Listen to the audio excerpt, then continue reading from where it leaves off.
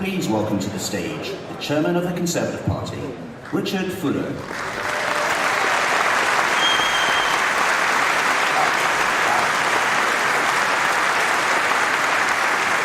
Good morning.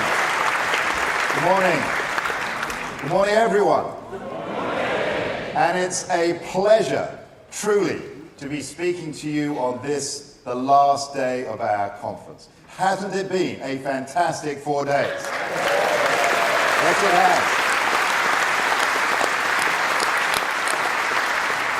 has. This year, you, our members, have been put back at the heart of our conference. Your questions to our fantastic leadership candidates, your discussions on policy ideas for the rebuild, and your opportunity to have your say in member debates for the first time in far too long. The first step in restoring your voice in the party, a positive member-led conference. What a contrast between the upbeat mood of our conference and Labour's 4 days of misery.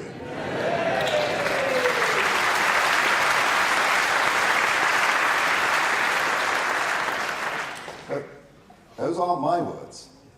Those are the words of the businesses and the commentators who've had to attend both conferences. Now, our success would not have been possible without the meticulous preparation and planning of the CCHQ conference team, as well as the care and the security provided by West Midlands Police, the emergency services, G4S, the Hyatt Hotel and the staff of the ICC. And of course, our thanks to the great city of Birmingham.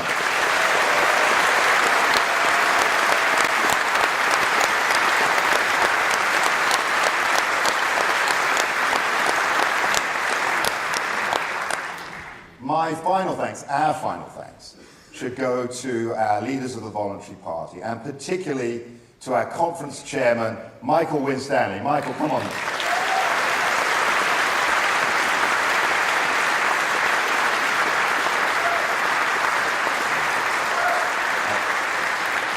Michael, I know you were up later than me last night. I know that for sure. And I know you've been speaking at all of these events, but you and your team have really delivered a remarkable conference. Thank you. And so in the traditional way, and I don't know how the tradition started, but I'm going to present you with the conference bell. Ladies and gentlemen, can we give our thanks to Michael Winstanley.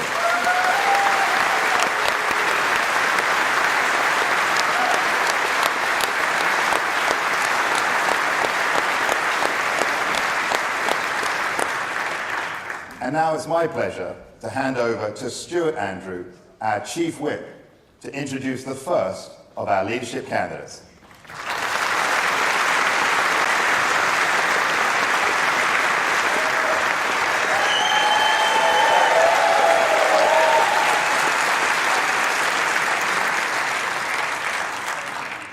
Conference. Today I will highlight the task we have ahead of us and what we are already doing in Parliament to hold this Labour government to account. Overnight, we saw horrific scenes in Israel, and we stand wholeheartedly by Israel's right to defend itself, and as His Majesty's official opposition, at times like this, we will work constructively and responsibly with the government, because that is the right thing to do in the national interest.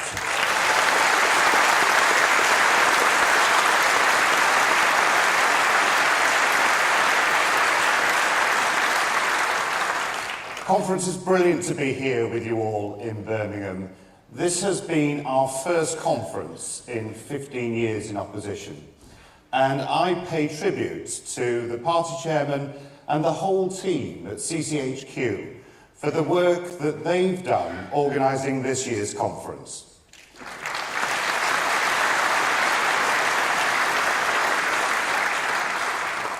Now, as I was backstage, I couldn't help but think about that famous TV drama, House of Cards. where the infamous Francis Urquhart finds himself as chief whip during a leadership contest.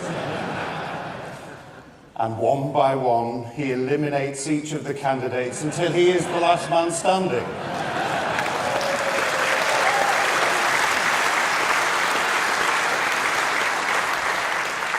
Some of you might think it's just coincidence that the schedule has put me here before the leadership candidates. Well, you may very well think that, but I couldn't possibly comment.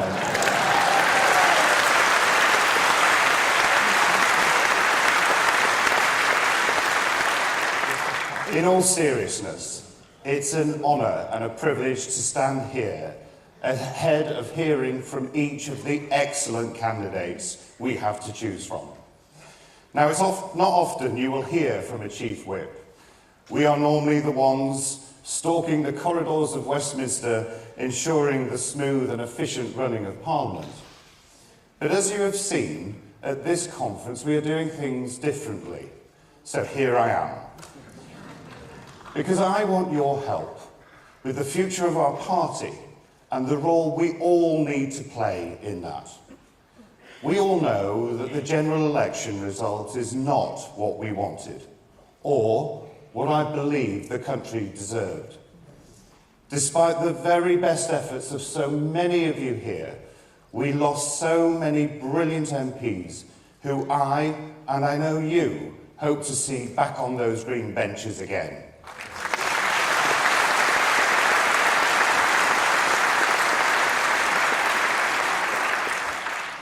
But that will take every effort over the next 4 years, an effort we all need to put in. And okay, yes, we're bruised, yes, we're deflated, and yes, we may just have 121 MPs. But conference, let me tell you, we are certainly not done.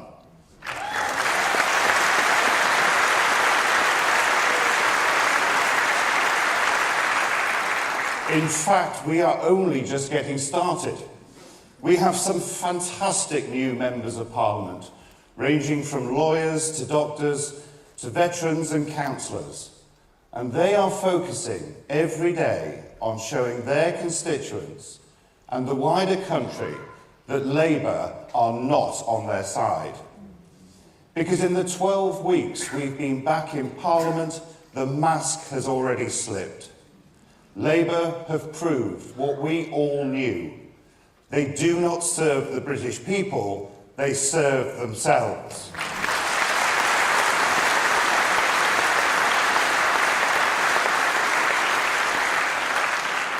And it has taken less than 100 days to prove us right about where their priorities lie. Countless free games at Arsenal, a few, well, a lot of Paul Smith suits, and proof that Sir Keir certainly doesn't go to Specsavers. You really would think that the son of a toolmaker would do a better job of putting his own wardrobe together.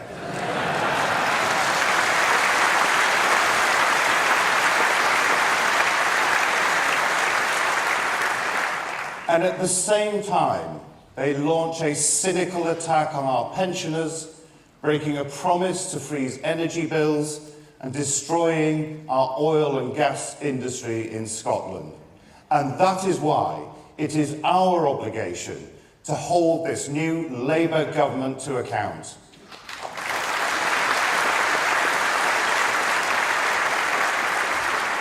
It was the Conservatives that put Labour's cruel decision to cut the winter fuel payment into the news and force a vote in Parliament. And it's the Conservatives that have shown that the phony claim of the black hole is just smoke and mirrors. And we will keep going. We as Conservative MPs owe that to you, and we as Conservative MPs owe it to the country. We have the talent, and we will highlight every mistake that Labour make. Now, I want to say a big thank you to my Whip's office team, to Rebecca Harris, Stuart Anderson, Joy Morrissey, Mike Wood, Paul Holmes, David Simmons, Louis French, Luke Evans, Catherine and Harriet, and the whole team at CCHQ, who have worked incredibly hard to help me steady the ship and ensure that we could hit the ground running as the opposition from day one.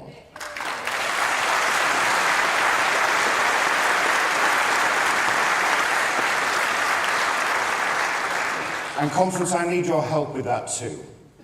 I am pleased that we are already coming together. Just look at the buzz we have seen at this conference over the last few days. We need to build on the positive atmosphere we have seen here, because we have to put the years of division behind us, or Labour, the Lib Dems and Reform are all off the hook. For some of you, your favoured candidate may not ultimately be our next leader. But regardless, we have all got to get behind whoever wins.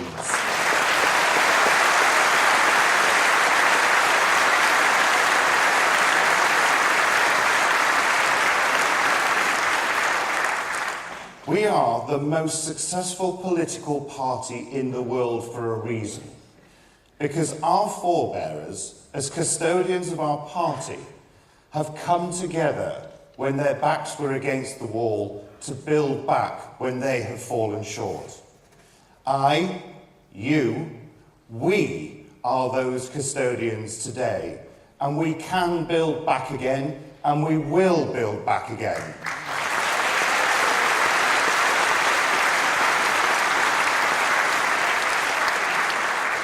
Because we are the only party that, under our new leader, will offer a vision for our country.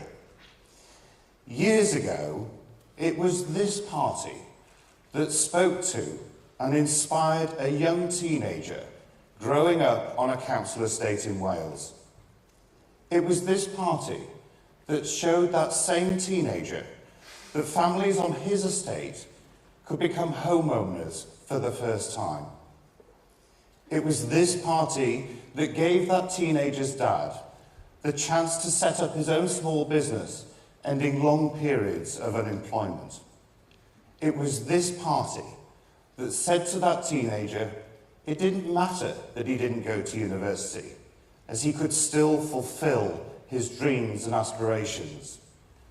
So what did the Conservative Party offer to that working class kid from Wales? It gave him the privilege and the honour to serve as your Chief Whip.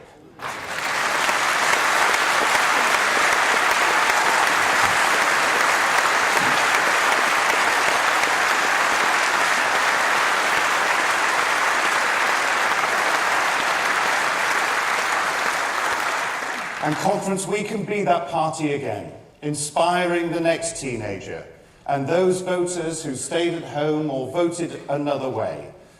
That the Conservative Party is for them. Conference, this is a crucial time for our party, but it is also an exciting time. We have 4 fantastic candidates who will now set out their plans for the country. It's on me as Chief Whip, or whoever takes on this role, to lead the way in Parliament. And I ask you, our loyal party members, to do the same across the whole of the United Kingdom. North, South, East, West, England, Scotland, Wales and Northern Ireland.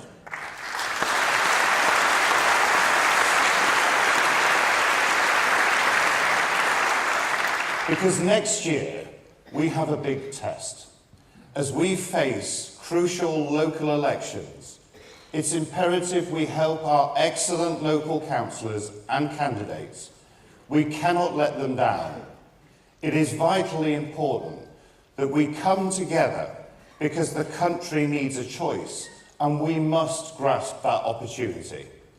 So let's unite behind the next leader and let's take the fight to Labour, the Lib Dems and Reform, and let's win. Thank you.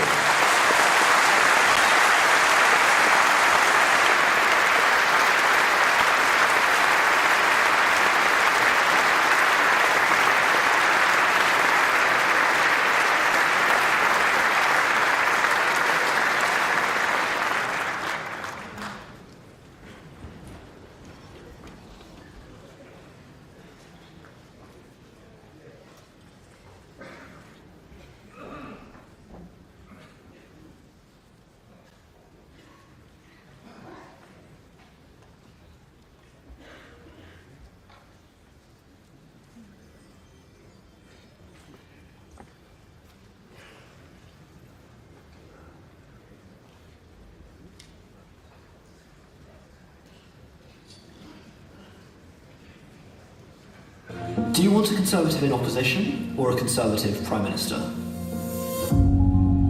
It's a simple question. But it's the only question that matters. Because whilst we can debate how we would do things differently the next time round, none of it matters if we fail to defeat Labour. That's why we're backing Tom Tugendhat to be the next Conservative Prime Minister. Because he will serve our country.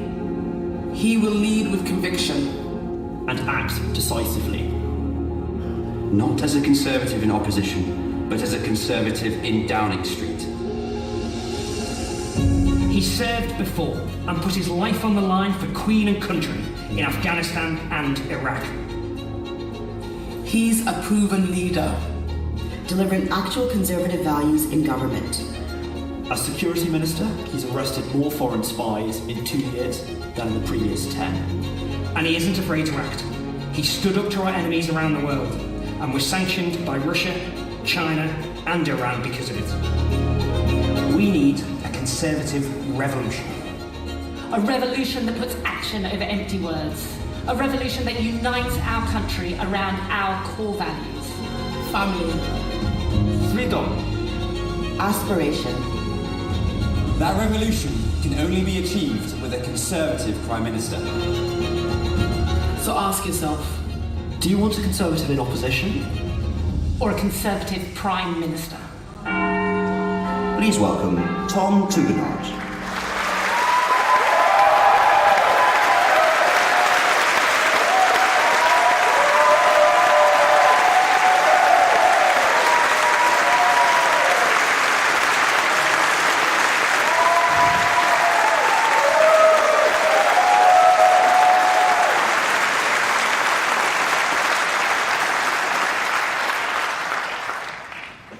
Well, good morning, conference. Should we try that again? Good morning, conference. Much better. Look, it's good to be amongst friends after, let's face it, something that was pretty, frankly, bruising that last election. Boy, did that hurt. And yet, 4 days here with all of you has helped turn my anger and my disappointment into optimism. I can feel the energy. I can feel the determination. I can feel the hope. You, the beating heart of our party, know there is a way back for us. I know we can and we will rebuild this party. I know we can and we will reconnect with the British people.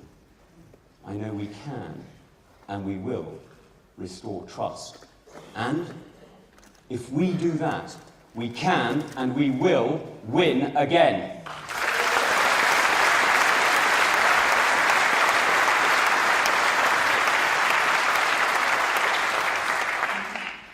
But to do so, you know what it needs. It demands honesty. We've heard platitudes, not substance, in this campaign. Too much about personality, not enough about principle. Too much about change without saying how. And I'm standing before you today because I've had enough of the lack of substance, the lack of principle, the lack of clarity. My friends, I've had enough of Westminster's political games, petty point scoring, and self-service. It's not becoming of our great party or our great nation. We can do better.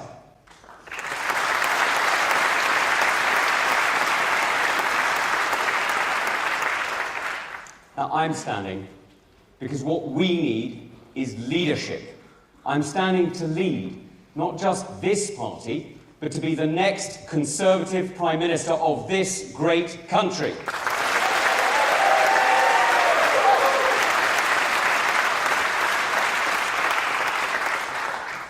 Now, friends, I know what leadership really is. Before I stood for Parliament, I was a soldier. I served our country and I faced our enemies. I know what leadership demands. when everything else has been cut away and there's nothing left. Character is what remains. In Afghanistan and in Iraq, I served in combat alongside the best, and I've seen friends push themselves beyond their limits, and some made the ultimate sacrifice. But when it was hard, when it was tough, we kept going, even after we were knocked down and thought it was over. I know what drove them, and I know what drove me. It's leadership. And our country is crying out for leadership. And leadership is not about empty promises. It's not about cheap rhetoric or government by management consultancy. It's not about managing decline, and it's not about talking our country down. Leadership is about making choices that serve our country and our people best. I promise you that as your leader, I will serve our country. I will lead with conviction. I will act decisively. My mission is the prosperity and happiness of the British people. Together, we can win.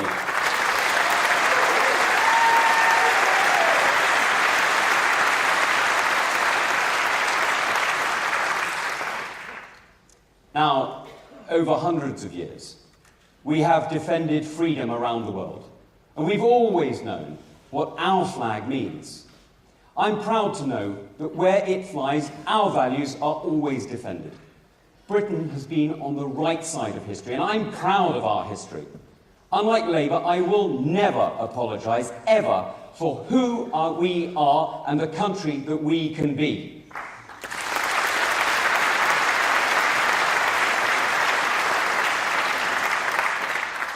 And from Churchill to Thatcher, our party has led the fight for freedom, united against the threats that we faced.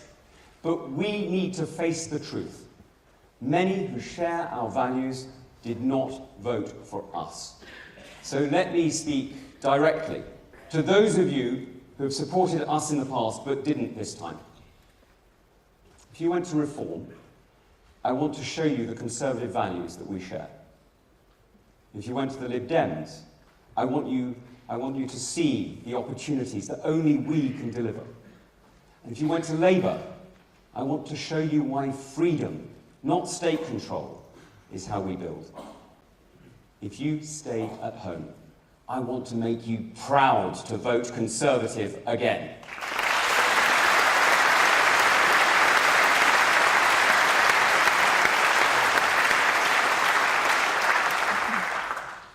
I will grip this party so that we're ready to rescue our country from Labour. I will turn us from a Westminster club into a champion of Conservative voices, from Holyrood to Cardiff Bay and Stormont, and every council across our great country. I will defeat Labour and lead us back to power in 5 years' time. We all know that this country cannot afford Labour. You can't afford Labour, I can't afford Labour, Lord Ali can't afford Labour.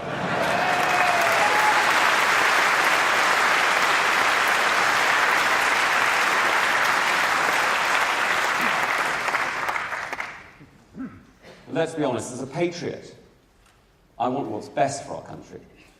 So I always want our country to succeed. Labour have already shown us who they are. They are the most venal and vindictive administration in decades.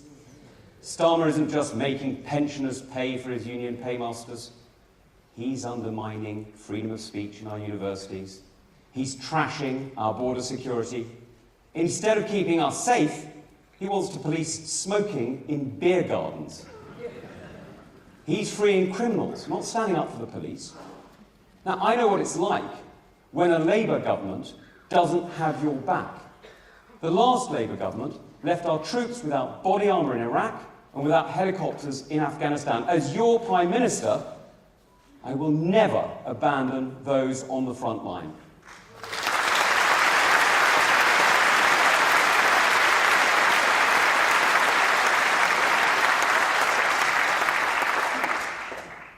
Friends, I will always stand up for those who put their lives on the line to keep us safe, because we are the Conservative Party, the party of security, the party of law and order.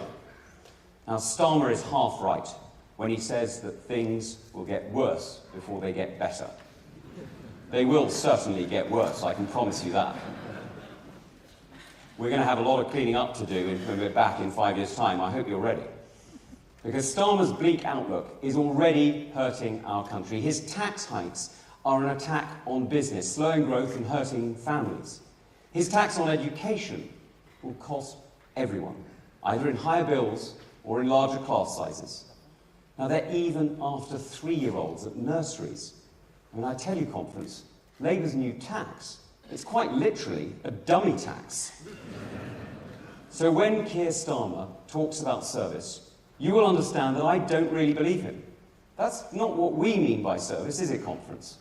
When I think of service, I think of our doctors and nurses, our teachers, our police officers, our armed forces. I think of those who sacrifice for our country every single day. That's service. When Keir Starmer thinks of service, he thinks of free tickets to Taylor Swift.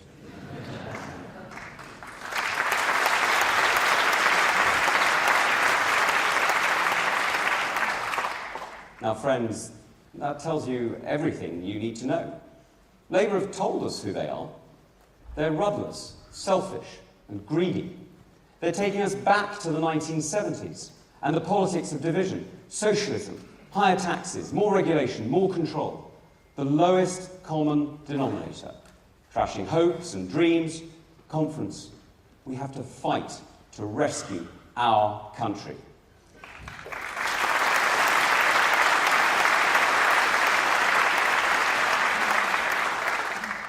Now, the politics that drives me builds on the best in us and makes us stronger. So to those who want to divide us, I say this. I served with men and women of every religion and background with pride. We are one nation. We are one united kingdom. And the Conservative Party...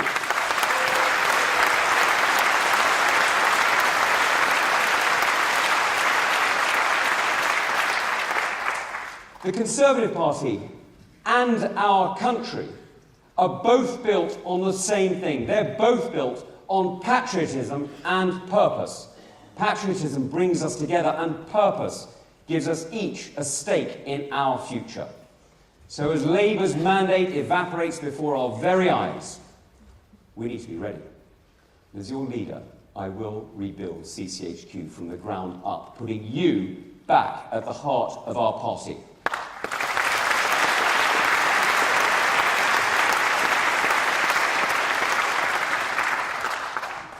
And I will turn us back into being the campaign-winning machine that you know we can be. Now, my plan is to rebuild the Conservative Party and to make you proud again. My mission is to win the next general election, and I have never failed a mission yet.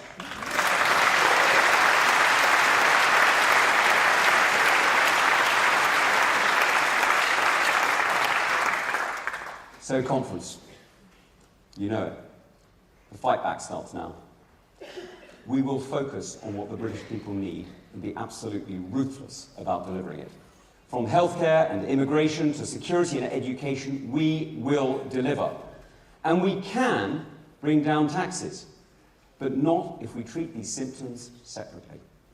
That is a prescription for managed decline. We can only fix the problem if we diagnose the cause. And it starts, as every Conservative knows, with our economy. Real growth, not the illusion of growth that has been boosted by migration, has barely shifted in the past 30 years. Now that's left us poorer and more vulnerable. We need to free the economy. We need a new Conservative revolution. That's what Margaret Thatcher did. That's what we must do again. And we can do it. Our Conservative mayors have already shown the way. Ben Houchen in Tees Valley, with investments to turn Redcliffe Steelworks from a derelict ruin to the ground zero of growth for the North East. And Andy Street here in Birmingham, with homes and transport connections that generated investment and brand new jobs. They focused on delivery, not ideology. They understand that Britain needs leaders who just get it done, because Conservative leadership changes lives.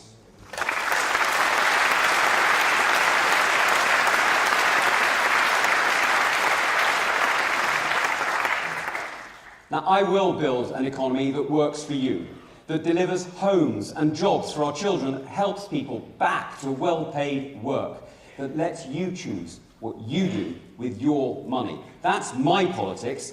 That's what I will deliver. That's what I mean by a new Conservative revolution. So let's talk about migration. Of course, we need an effective deterrent. But we must solve as well as stop. And that's why I'll set a legal cap on net migration at 100,000. Not a target, not an ambition, a cap. But a cap alone won't work. This is about visas, not about foreign courts. Let me tell you something that my opponents probably won't. This isn't simple. We issued the visas because businesses need the staff for our care homes and our hospitals to look after our families. So how do we square this circle? Well, we need to fix migration by fixing the gaps in education and skills, in transport and in housing, so that we can recruit at home and not abroad. Now, I will end the cap on apprenticeships and use the immigration skills charge to invest in further education and train our own people. But it's not just skills. We need higher wages. And for that, businesses need to be able to grow faster with a fantastic, skilled and healthy workforce, and less regulation holding them back. Now, to get our people ready for the future, the best education needs to be everywhere, for every child. Freeing schools and creating academies has seen our schools improve. In Labour-run Wales and the SNP in Scotland, standards are falling. But here in England, my kids are getting a great education because our Conservative government gave parents choice and trusted teachers to teach. That's what a Conservative revolution delivers.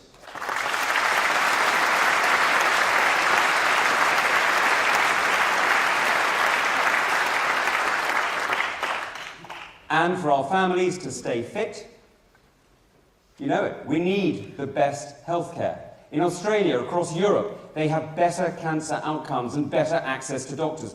Let's be honest, our health service is not the envy of the world. Our doctors and our nurses are fantastic, but the bureaucrats in charge slow down their ability to deliver. It's not about money. We need to strip away excess regulations and barriers and put the patient at the centre of care.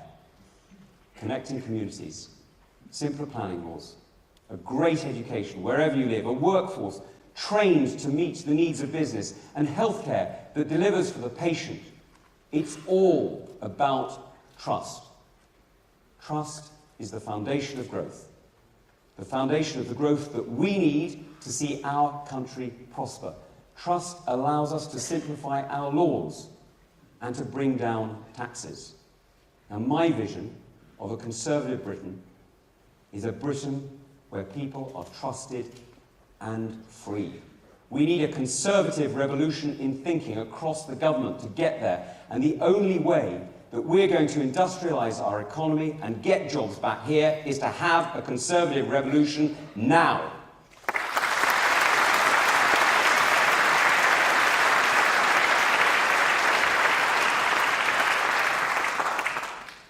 Now, conference, I've often spoken about foreign affairs, from China and how we need to reduce our dependence, to my warnings about the energy shocks that Russia and Iran could throw at us. All three countries threaten our security. And we need to change how we invest to protect our prosperity. Let's face it, that starts with energy security. We need to build new nuclear power plants again, so that we are never dependent on tyrants.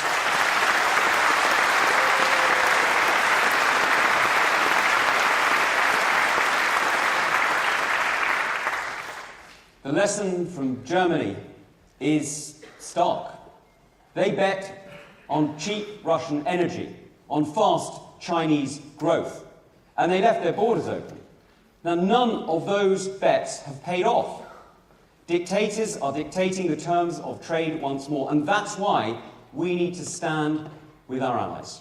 That's why I was proud to be in Kiev and to hear so many cheering Boris Johnson and Ben Wallace for their courage in standing up to Putin. I will always stand for freedom.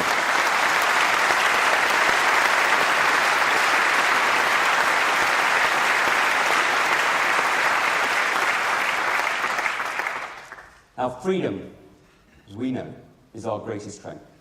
There is no weapon, no missile, no tank, nothing more powerful than the courage of free men and women defending what is precious to them.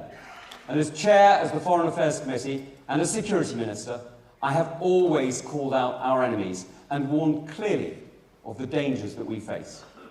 I was sanctioned by Beijing, by Moscow and by Tehran for the privilege. The same Tehran that overnight launched hundreds of missiles against Israel, a country it has vowed to destroy. And I'm proud of the role played by our armed forces overnight. In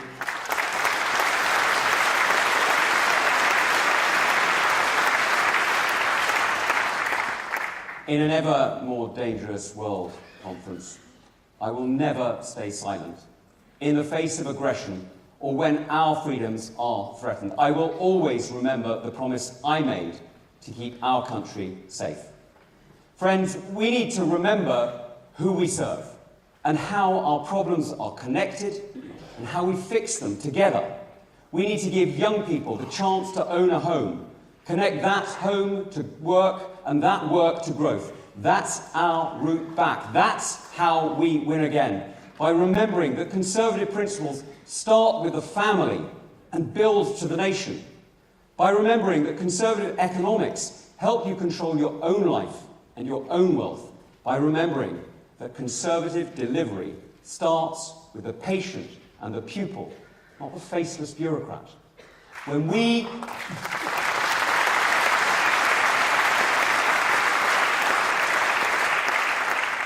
Our Conference, we know that when we deliver all three, when we actually deliver what people need, that's when we meet converts, when we bring people to us. We don't make enemies. So, Conference, I will tell you what a Conservative is.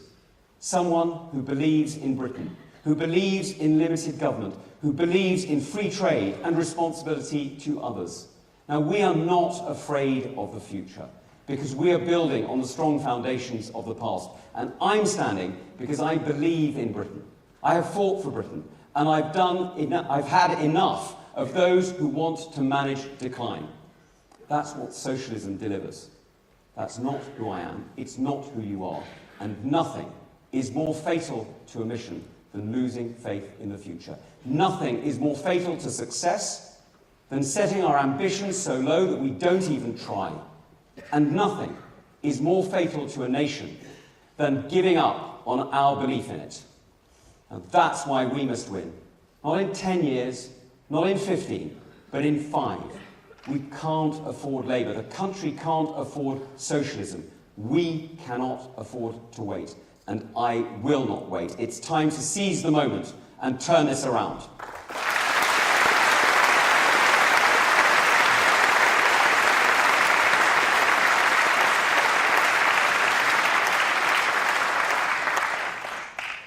Now, friends, I get it. You've had enough. So have I. But you have a choice. In this leadership election, you have a choice.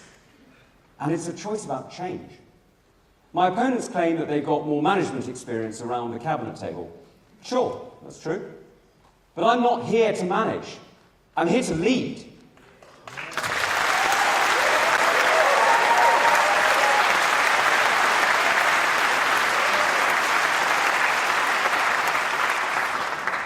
My friends, you know it.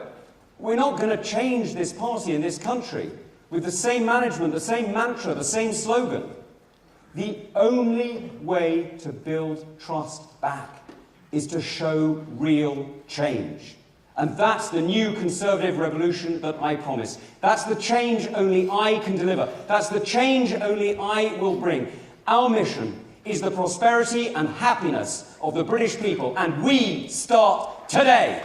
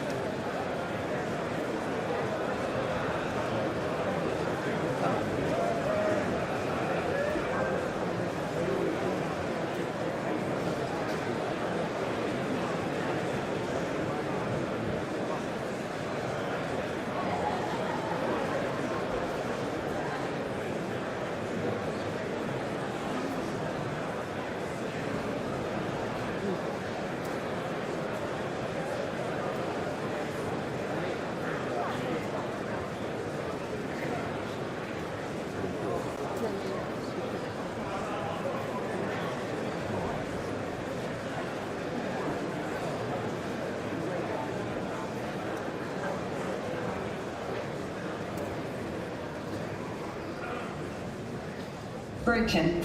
Untrustworthy. Selfish. There were moments during the last 14 years where our party let Britain down. We forgot who we were. Forgot about our values. Forgotten about what makes us truly conservative. And we have to get that back. And fast. Because when we are true to our values, we can achieve so much. We're the party who over the last 14 years halved crime, legalised equal marriage, Reformed the welfare state. Oversaw the creation of 800 jobs a day. Delivered Brexit, Increased defence spending and led international efforts for Ukraine. gave the vaccine to the world. and led Labour with the fastest growing economy in the G7. Yet we spent more time arguing amongst ourselves than lauding our achievements. We need to unite and rediscover our common purpose once again. We need a leader who embodies those values. A leader who has a clear vision and plan. A leader who can deliver at the highest level. A leader who can not only communicate with the British public, But actually bring them, those who voted Labour, Lib Dem or Reform, back with us on our journey. A leader who will put divisions behind us. Unite our party. Hold this shambolic Labour government to account. And not waste any time leading us back to victory. Smaller state. Lower taxes. Abolish stamp duty. Higher military spending. Unlock aspiration. Encourage enterprise. Build a free and safe society. hold Starmer to account, And win. win. Win. Win, win, win, win the general election. Let's do this. Please welcome James Cleveland.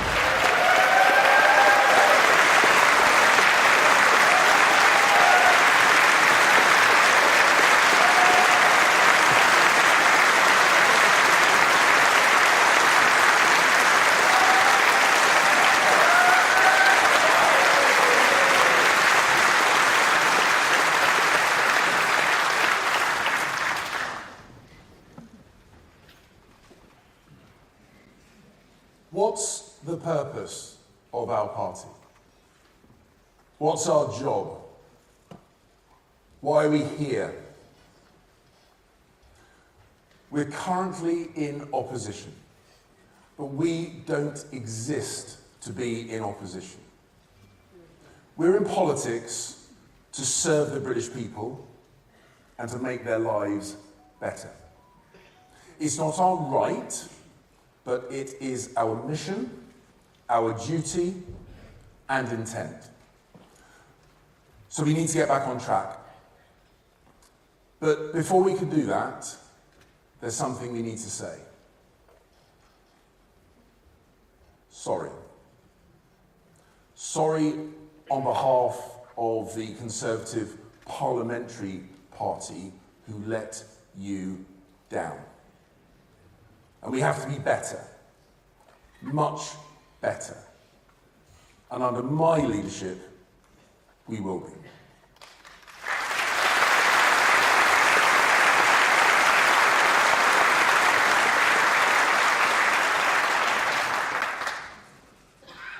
The British people are never wrong.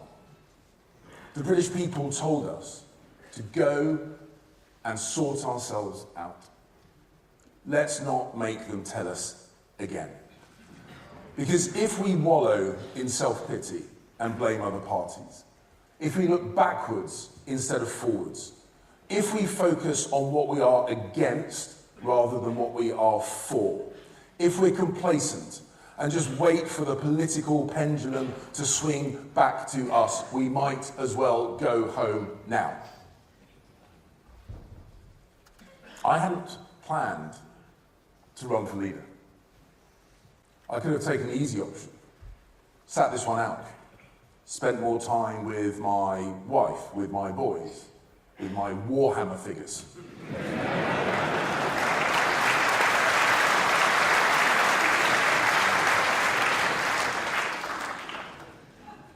But I went into politics to get things done, not watch from the sidelines, and all the more so after the defeat that we've just had.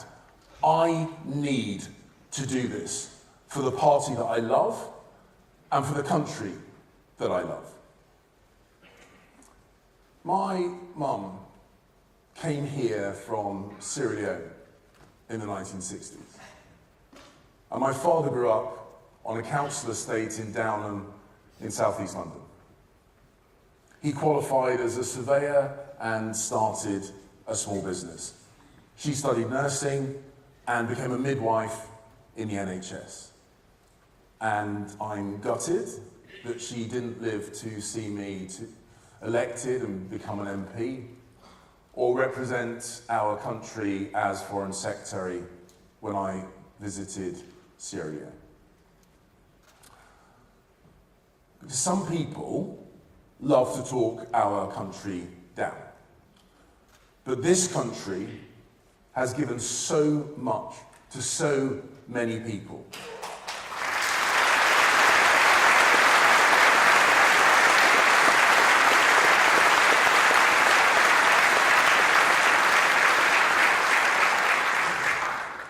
Including my family.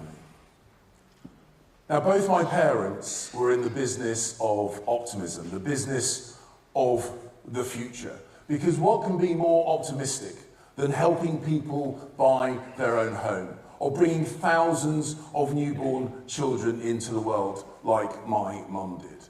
That's what a politician and a political party should be for and should be. Optimistic, believing in the future, but also doing the work to build that future. As you know, my wife, Susie, recently battled with breast cancer. And when we found out she had cancer, it rocked our lives. I could hardly speak, our boys were distraught.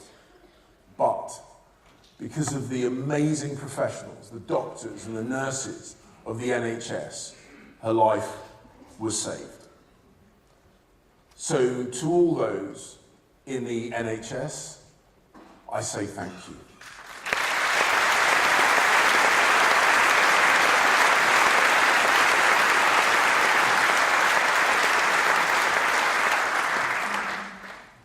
And it's because of them that she sits in this auditorium with us here today.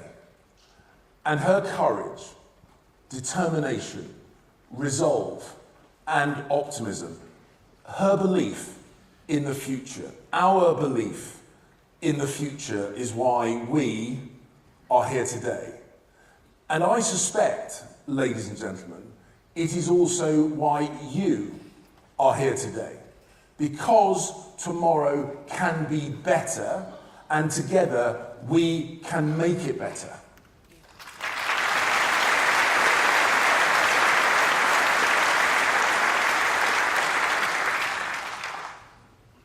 It's perhaps no surprise that I followed in my parents' footsteps. Small business and then public service. Optimistic, believing in a better future, but also doing the work, doing the hard yards. Because getting from my childhood home to this stage wasn't straightforward. I grew up a mixed-race kid in Lewisham.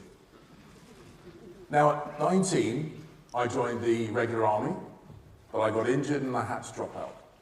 So I joined the reserves and served for over 30 years in the Royal Artillery, finishing as a lieutenant colonel.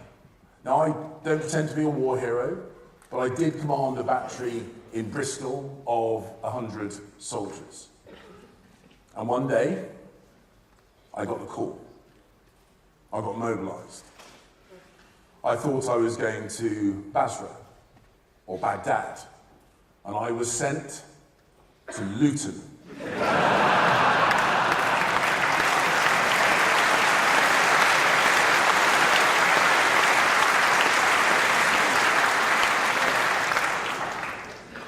At work, I spent a decade in the publishing industry, but like many, I got made redundant. So I set up a small business. And we made some money, never a lot of money. And after the 2008 crash, we made no money at all. So I know what it is like to take risks, to run a small business, to work crazy hours, to put food on the table. I know what it's like to stumble and to fall and to get up again and again and again. So when I talk about optimism, it's not just believing that tomorrow can be better than today. It's about doing something to make it happen.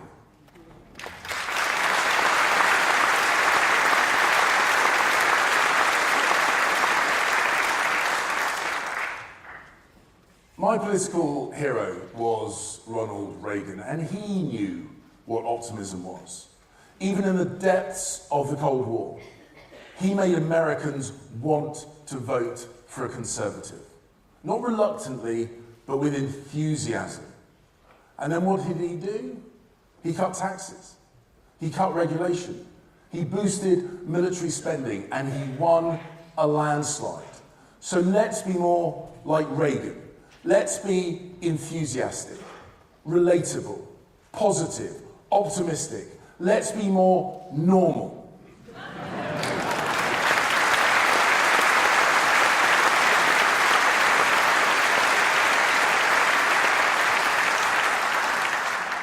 Let's sell the benefits of conservatism with a smile.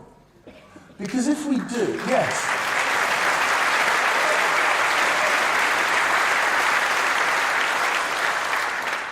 Because if we do, we can see off the threat from Reform and the Lib Dems and win back Labour and re-energise those Conservatives who stayed at home at the last general election, get them off the sofa to the ballot box and voting Conservative again.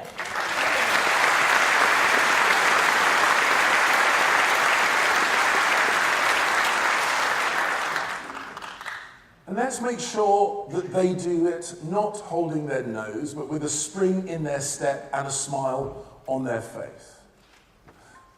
And we won't win back those voters by pretending to be something we're not. We win back voters by being honest, by being professional, by being conservative.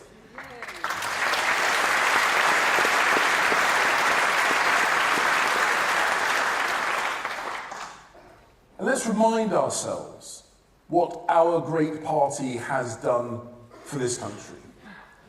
It was our party that took children out of factories and put them into schools, started the abolition of the slave trade, created the Metropolitan Police, and gave the United Kingdom its first, second, and third female prime ministers.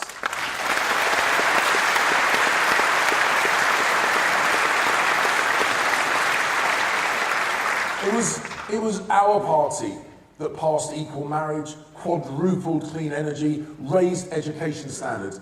It was our party that delivered Brexit, cut crime, created 800 jobs for every single day that we were in office. That, ladies and gentlemen, is a legacy that we should be proud of.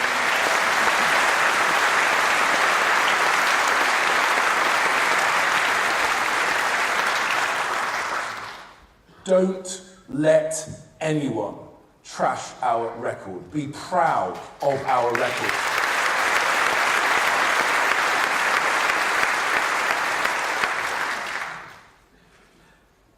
And compare that with what we saw at the Labour Party conference just last week.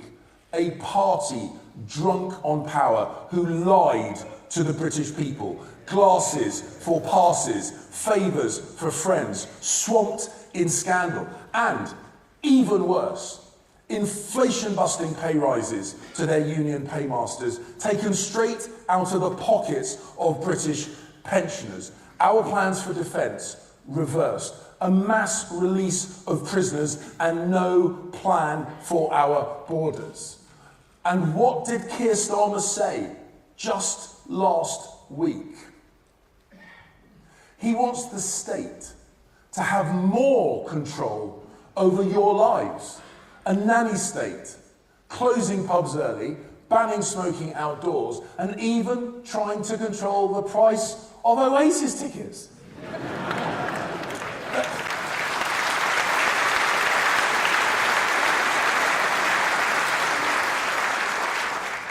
They are completely out of their depth.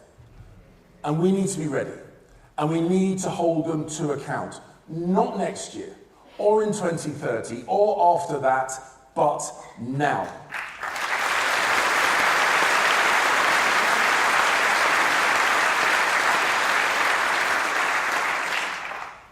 And we know the Lib Dems won't do it. They're too wet. And in the case of Ed Davey, soaking wet.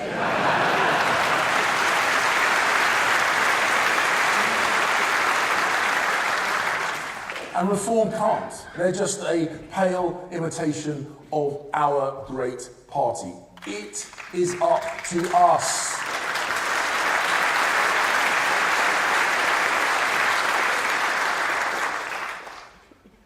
And never forget, Reform didn't deliver Brexit. We did. Reform didn't cut immigration. I did. And mark my words, we will beat Reform by being the best version of ourselves, not a pale version of anyone else. So no mergers, no deals.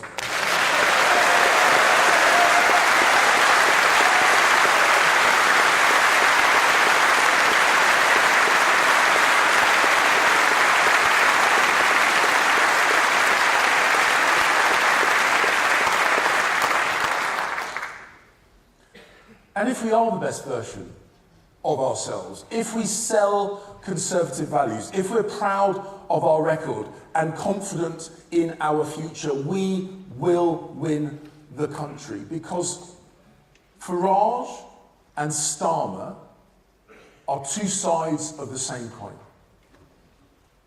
They both think that life was better in the past. Farage thinks life was better before we joined the EU. Starmer thinks it was better before we left.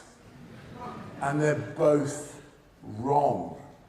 Our best days are ahead of us. Because just as my parents were in the business of the future, I am in the business of the future.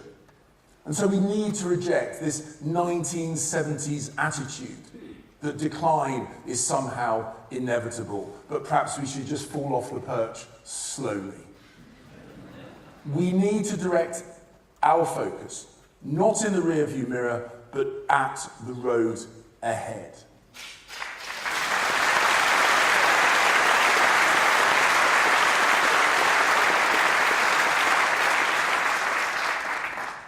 So, conference, how are we going to face the great challenges of our time?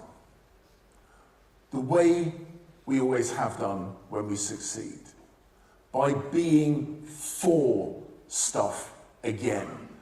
British science and engineering shaped the modern world. We are the country that gave the world the vaccine twice, the steam engine, the light bulb, the World Wide Web, the bicycle, the tank, the people who split the atom. We need more, yes we can, both from our party and for our country. We need to build more homes so that we can build a new generation of optimism in the tradition of Macmillan and Thatcher. We need to cut the cost of childcare so people can build a family. We need to cut red tape so we can build the energy and the transport infrastructure we need, but do so more cheaply and more quickly. We need to build, and remake the argument for conservatism, for capitalism, by our actions, not just our words.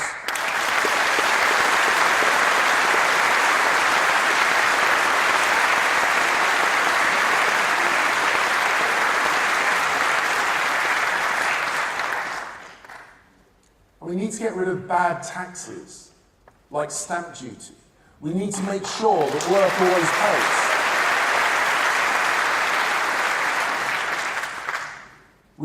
We need to make sure that work always pays, and that the state never takes more than half of any pound that you have earned.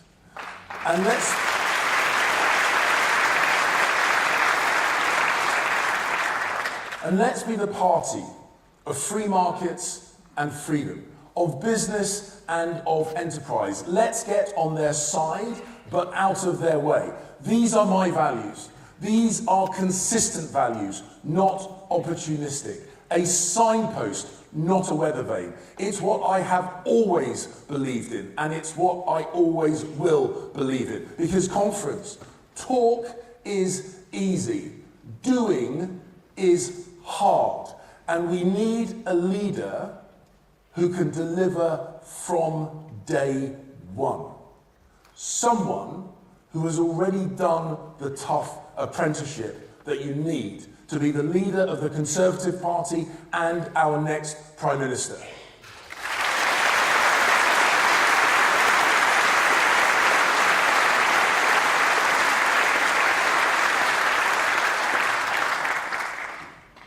I led the Conservatives on the London Assembly, where I reformed and upgraded the London Fire Brigade, taking on the unions and winning. That was a tough apprenticeship. On the Metropolitan Police Authority, I kicked out corrupt coppers, and that was an important moral apprenticeship. As Conservative Party chairman, I got our candidates selected in record time so that we could fight that 2019 general election. And I got our campaign machine ready to fight. And yes, we won the biggest majority since Margaret Thatcher. We got Boris elected and we got Brexit done.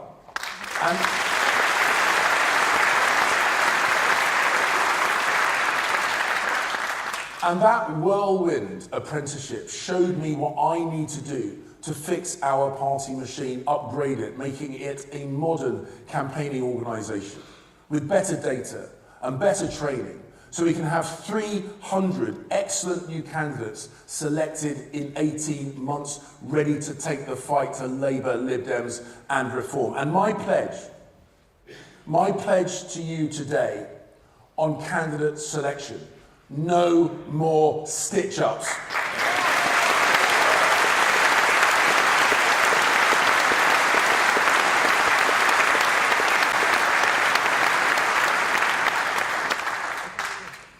conference, we need to choose someone to lead us who has already done their apprenticeship and get this party winning again. As Foreign Secretary, I strengthened our posture on Iran. I dealt with Putin's nuclear threats. I worked with Ben Wallace to get tanks delivered to Ukraine. And in Beijing, I told the Chinese foreign minister to his face, do not invade Taiwan and lift the sanctions.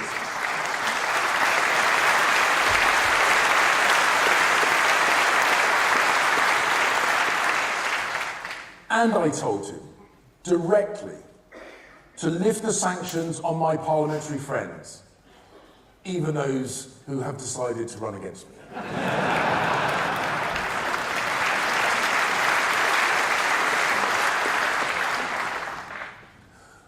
I rejected the advice of Foreign Office officials, and I was the first foreign minister to go to Israel after the 7th of October terrorist attacks.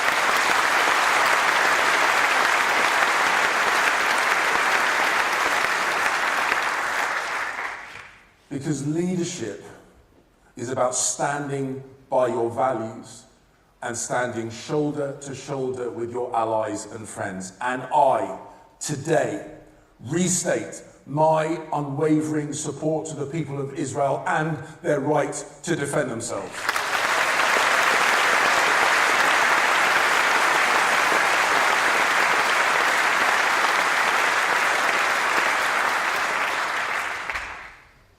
I have seen firsthand how dangerous the world is. And that is why I commit to an increase in defence spending to 3% of GDP.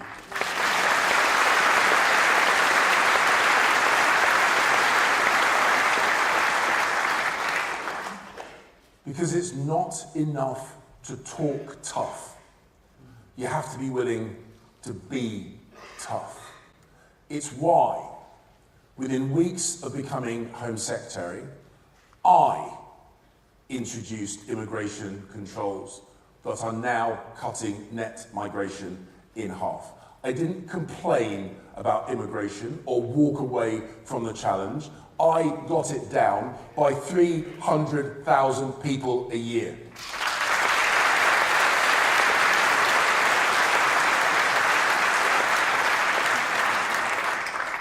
I deported foreign criminals and terrorists. I stripped citizenship from those who seek to do us harm. And I supported our Jewish community here in the UK, tightening the policing response to the protests about Gaza and holding the police accountable for their actions and their inactions.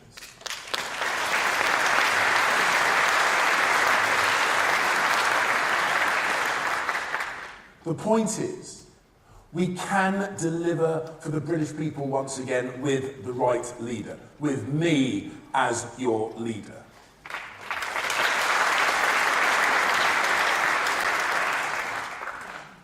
Because leadership is about things like making the tough decisions when you get that ugly phone call in the middle of the night about keeping this country safe. And because I've been there, because I know in detail what the government should be doing right now, I know in detail how they're failing. Now is not the time for an apprentice.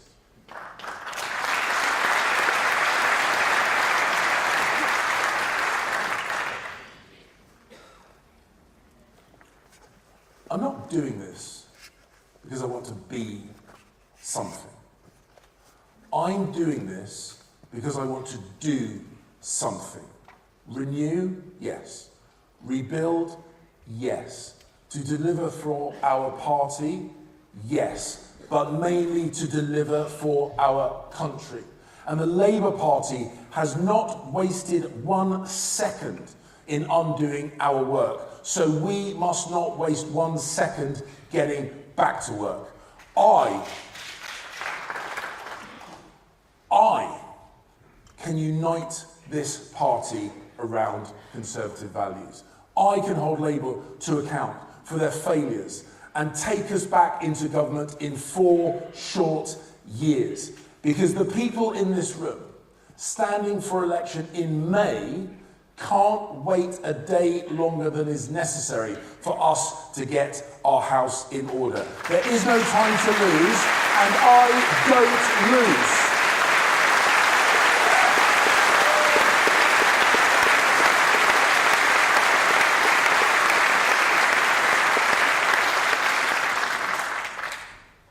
So if you want a winner, choose one. Choose someone who can deliver results, who can communicate effectively, and who campaigns relentlessly. Choose someone who you know, and who is tested, and who doesn't hide from the media. Choose someone who is not afraid of the public, but is popular with the public. And choose the candidate who Starmer, Farage, and Davey fear the most. Because I will not accept the status quo. I will not accept defeatism, and I will not accept defeat.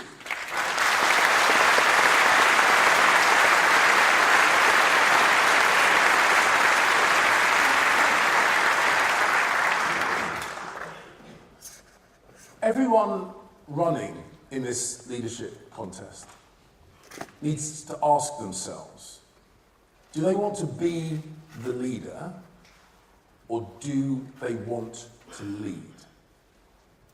And I know what I want to do.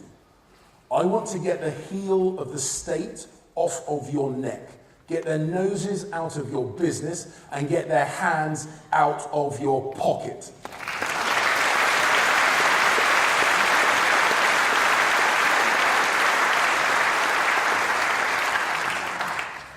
As your leader, I will not waste a day dreaming about yesterday. I will use today to make good on the promise of tomorrow.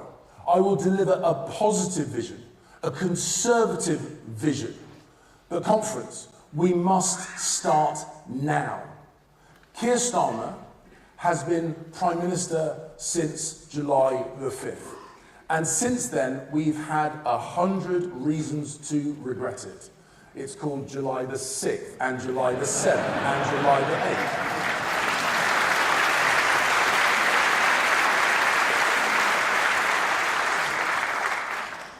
And I don't know about you, but I don't want to live under a Labour government for 1 minute more than we must. So it's in our hands, yours and mine, to turn this around. And we can. Because the facts of life, the simple desire to aspire and achieve, to provide safety and security for your family, to own a home, to build a life and give your children a better tomorrow than today. These are conservative facts. We may have lost our way, but it's time to get back on track. Because history shows that while we have no right to govern, we govern when we get it right. So let's unite. Let's rebuild this party of ours, council by council, seat by seat, ward by ward, street by street, one party with one purpose, to turn the page on this useless Labour government, to get to government, to look to the future with one voice and say that it is morning once again in this great country of ours. That must be our mission. That must be our purpose. So join me on this journey, and together we will win, and we will be in the business of the future. Thank you.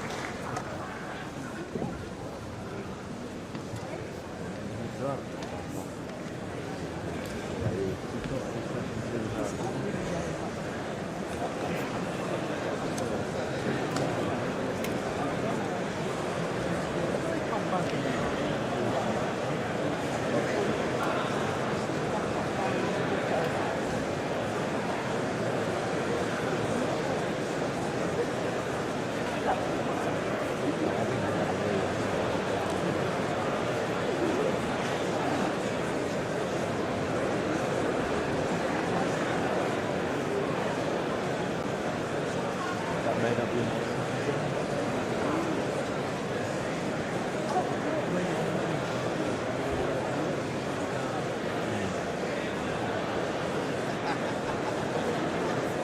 always grown up with the impression that, Labour was the party for the working man. It felt like it was the Conservative Party that was really speaking to what I wanted to do and where I wanted to be. Wow! Hello, thank you. Hasta la vista. I cannot deliver difficult decisions. Now, the point of that video was that you were someone who had not voted Conservative before. What made you choose to vote Conservative in 2019? The short answer is Brexit. I can already hear people watching this probably groaning at me saying that, but I don't think that you can really get your head around why Boris won without looking at why people voted for Brexit. How did you vote at the general election we just had? I think, like a lot of people, I didn't actually vote. I just didn't feel like any of the parties were going to be able to deliver on any of the promises they were making. Conservatives had lost a lot of trust in me. I think they've been extremely poor on the immigration. To me, it feels like we're sat in a sinking ship and we're arguing over the morality of plugging the gaps. And we've got to really start to get radical. And we've got to really start getting tough on these things. Both illegal and legal immigration, I think both of them need addressing. Yes.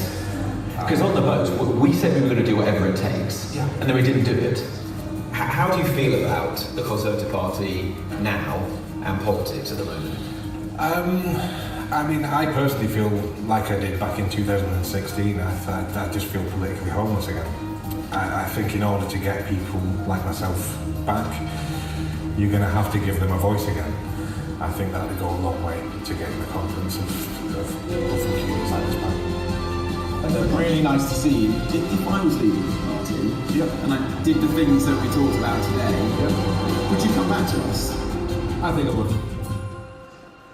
Please welcome Robert Jenrick.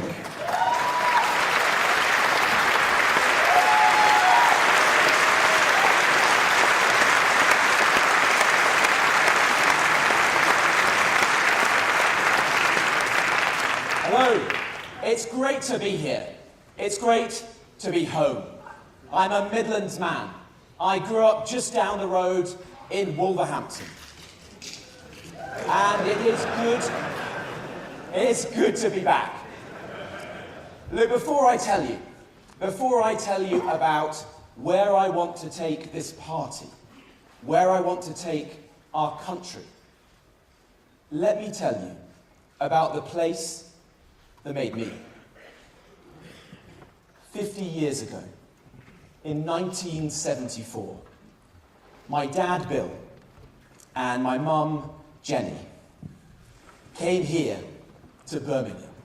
Dad got a job at the last great iron foundry of the Black Country in Cosier. It was a vast Victorian metalworks that had made the pots and the pans of the empire. It was called Cannon Industries because it had made the cannon for Wellington's army.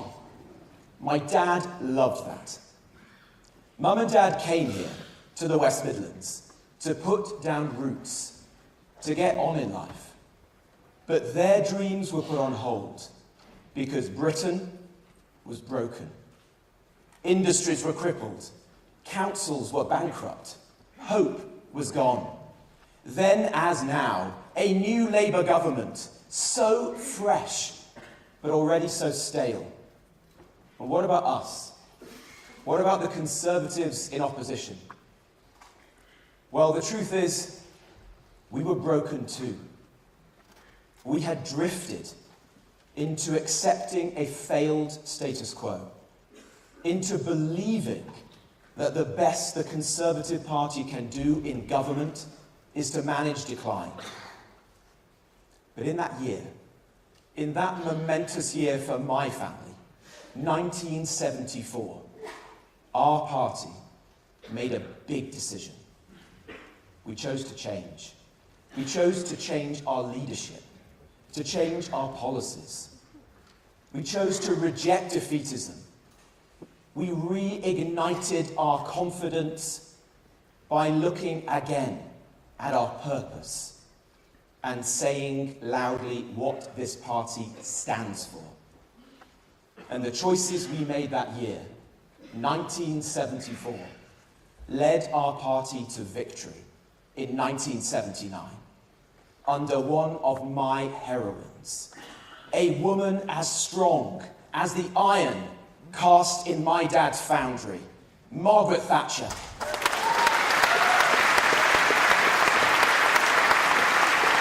And friends, her Conservative Party reversed Britain's decline, and it did so by backing people like my mum and dad. They bought a home, they started a family, they founded a small business. They didn't need to tell me what their values were. They lived them. In the sweat and the sacrifice of building that business around their kitchen table, in the love and the security they gave to our family, in the solemn duty and respect they showed to Queen and country, decency, hard work, aspiration, patriotism, those were their values, cast in iron, built to last. I am so grateful to my parents, and I want to say thank you. I am in politics for the millions of people in our country just like them. Devoted citizens, good neighbours, the people who get up early in the morning to put food on the table for their families. Yes, the people who start small businesses around their kitchen tables. The people for whom there is no pressure group pressing their case, no lobby demanding their so-called rights. So let me tell you, if I am your leader, the pressure group for Britain's hard-working majority will be us, the Conservative Party.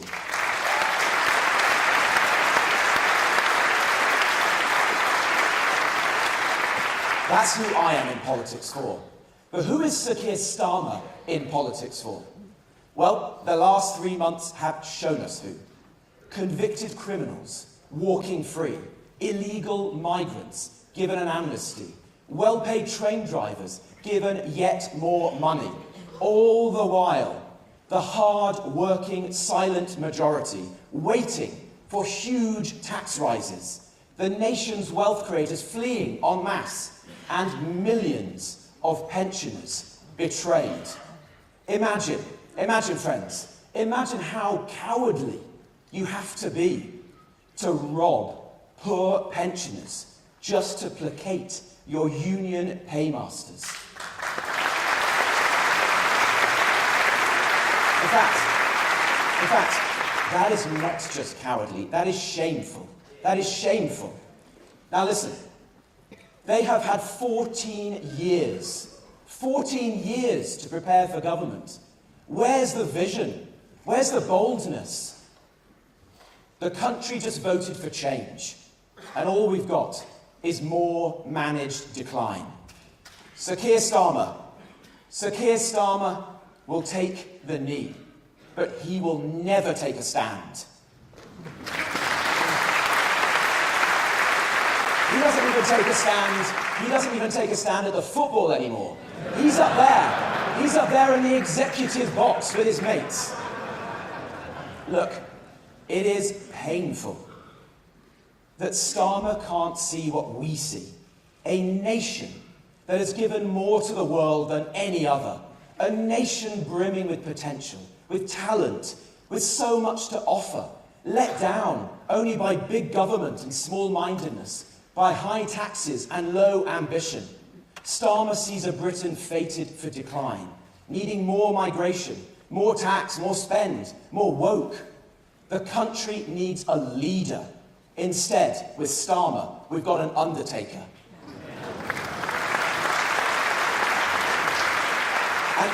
And what about the cabinet? What about our new cabinet? Well, Rachel Reeves, as wooden as Pinocchio, and only barely more honest. And then we've got Ed Miliband, Whoever tells you the grown-ups are back in charge, look at Ed Miliband. A Wallace missing his grommet. And then, there's David Lammy, our Foreign Secretary. Living proof that there is a more annoying LBC presenter than James O'Brien.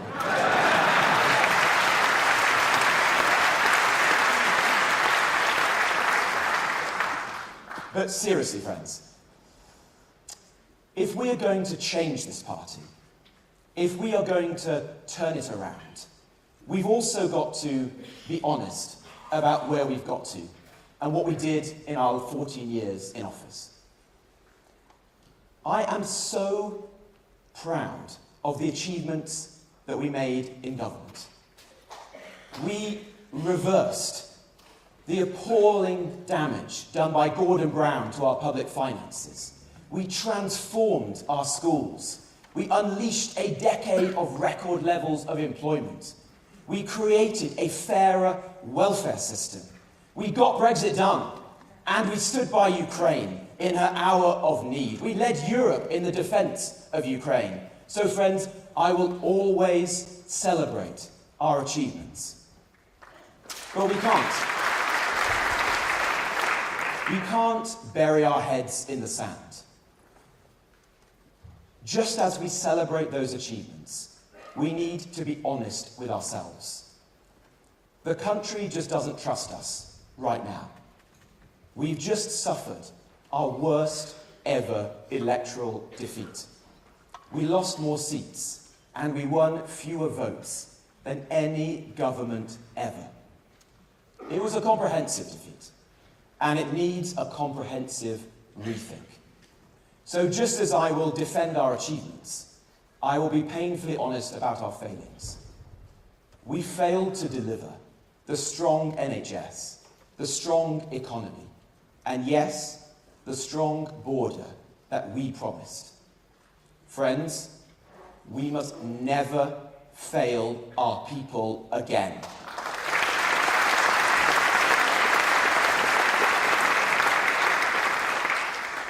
And the truth is this: if we are going to change this party, to restore the trust and the confidence of the people, if we're going to tackle together the immense challenges our country faces, we are going to have to build something new, a new Conservative Party. That is what I call for today. A new Conservative Party, nothing less than that, built on the rock of our proudest traditions and noblest values, but a new Conservative Party. And if I am your leader, that is what together we will build, a new Conservative Party. Now, you know that I loathe empty rhetoric, big words and little action. That is part of the reason why we are where we are. You know that I will take a stand. You saw me take a stand last year. And frankly, it is the only reason why I won my seat of Newark at the general election. Against all the polls and the pundits, the only seat that our party won in the whole of Nottinghamshire and Derbyshire. Because my constituents, to whom I owe so much, knew that I took a stand. For them, for the country, for the change we need. So, today, let me set out 5 changes that this new Conservative Party must make. 5 stands that this new Conservative Party will take. And let me begin with this one. We must take a stand to secure our borders.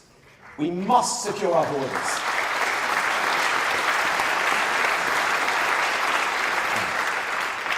120,000 people have entered our country on small boats on our watch. 99% of them are still here, costing us billions. Frankly, there is no future for this party unless we take a stand to answer this problem. And the way to do that, we all know, is to detain and swiftly deport everyone who comes into our country illegally.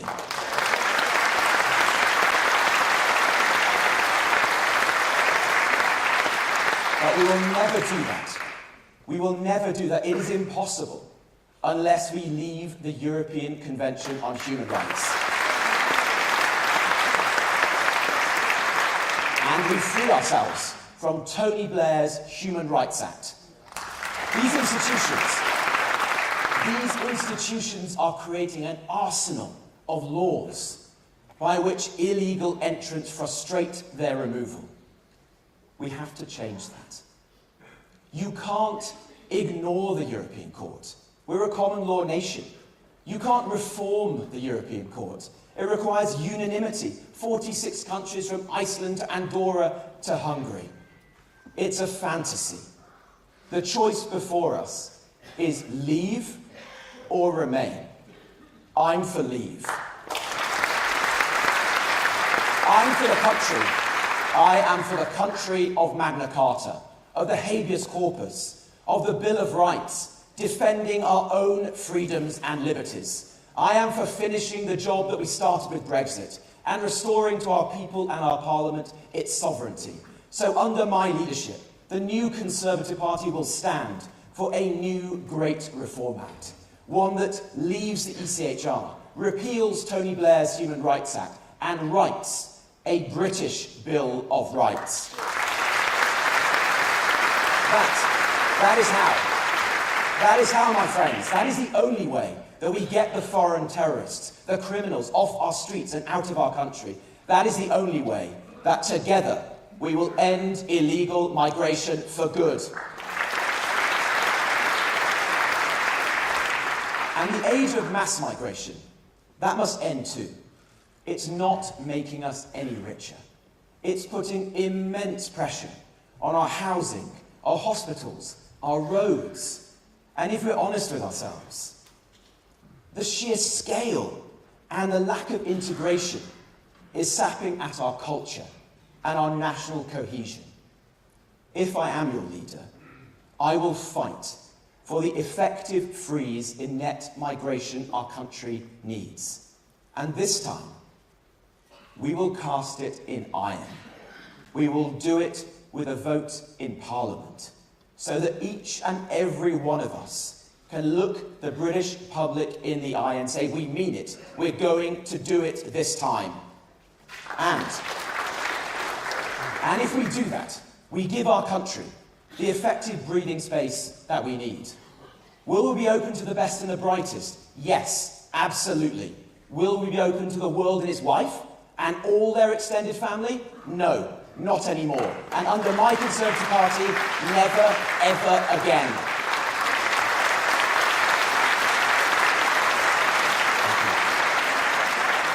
And secondly, we must take a stand on net zero.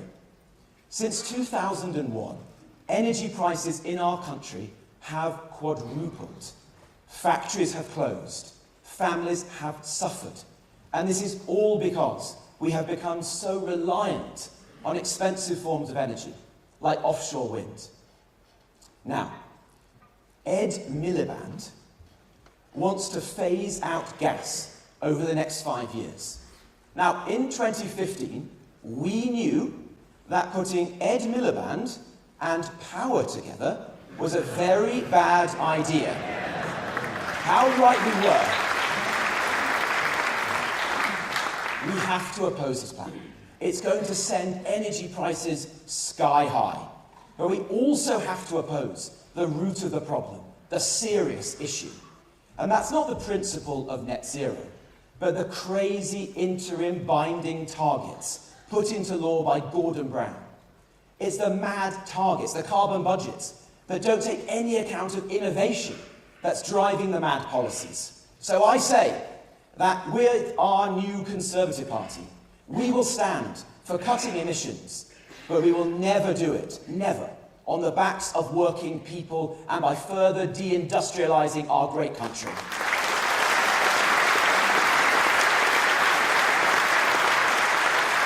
we must also take a stand to get Britain building again. Our country needs more homes. We need more industry and infrastructure. So I have a hard message for all of us today. If we want to be the party of low tax, of growth, of business, as I do, and I know you do too, we also need to be the party of fixing the broken system that stops us building the homes, the factories, the data centres, the roads, the trams, the trains, the investment that Britain desperately needs. We love this country. We will protect its beautiful countryside. We will ensure that local people have their say. But our new Conservative Party will stand alongside the scientist in need of lab space. It will stand alongside the town in need of better roads. And yes, it will stand alongside the 20 and 30-somethings trapped in their childhood bedrooms, dreaming of a home of their own, dreaming of getting on in life, waiting for their lives to begin. That's what we will do as a party. We will build. Our party will stand for the most ambitious programme of urban densification and regeneration in our country's modern history. We will stand for getting Britain building again. And we will also take a stand for a small state that actually works, not a big state that fails. Look, the last election was as much a referendum on our health service as it was on our borders. We have 20% more money, more doctors, more nurses in the NHS today than we had 5 years ago, and yet our hospitals barely treat any more patients. Our courts, our prisons, our police, our universities, our welfare system, none of this is working as it should. Now, Labour isn't going to fix any of this. The unions won't let them. We know that. But the new Conservative Party can and should. We need to do for all our public services what we did for schools in the 2010s. Empower the good leaders. Kick out the bad ones. Be relentless in driving up standards and having zero tolerance for failure. That must be at the core of our mission as a party. Look, I am proud when I look around this hall today at the Conservative family and I see the small business owners like my mum and dad. I see the entrepreneurs. I see the business leaders. But where are the teachers, the doctors, the nurses? Where are the prison officers and the police officers? We must stand with them as well. We must stand for them. Our new Conservative Party will stand for building a state that actually works and the public services that every Briton deserves.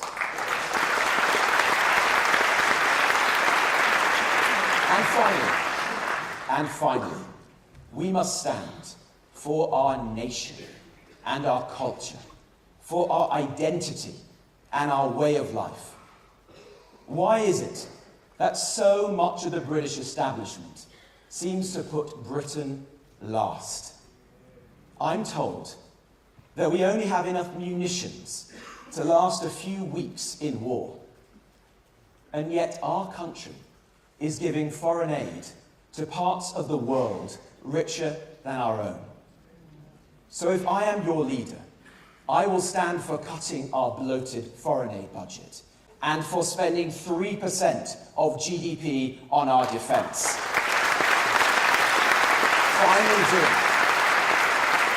Finally doing what government is meant to do, the first duty of any government: keep the British people safe.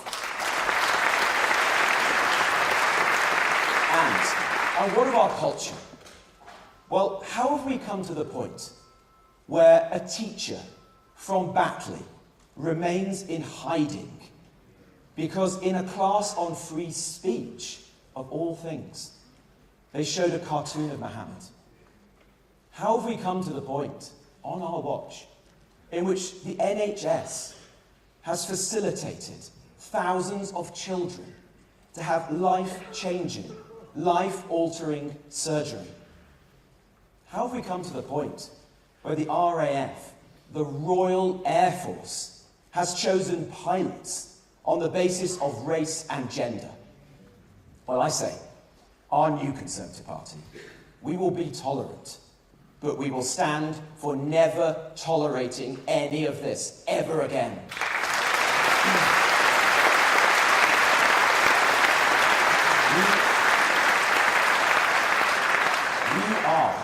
We are the lucky inheritors of unparalleled national identities: British, Welsh, Scottish, Northern Irish, English.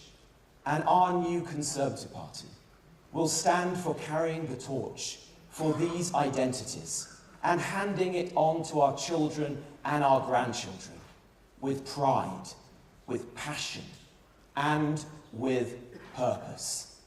So, my friends, securing our borders by leaving the ECHR and a cap in Parliament to end the era of mass migration. Yes to net zero, but no to Ed Miliband's mad plans. Getting Britain building again. Defending our nation and our culture. Building a small state that actually works, not a big state that fails. 5 changes that our new Conservative Party will make.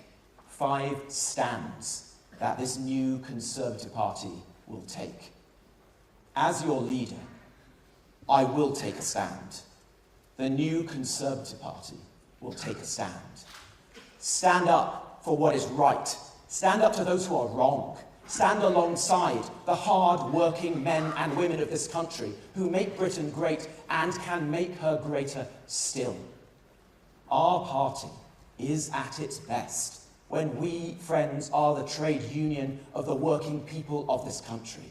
From our seaside resorts to our rural outposts, from our industrial heartlands to our village greens, from world-class cities like this one to the towns that I grew up in and I'm proud to represent, Britain rises when all our people rise, all of them. So let's help them to rise again. 1974, 2024, a country facing huge challenges, a Labour government already out of answers, an opposition, a Conservative opposition, facing a big choice to go along with a failed consensus that is driving our country into the ground, or to have the courage, to summon the courage to change course, to unite around the practical solutions to the challenges that we face, and to change, really change. I want to lead that change. I want to be that change. So come with me, join me, work with me in this new Conservative Party, and together let's take a stand for the country that we love. Thank you. Thank you, President.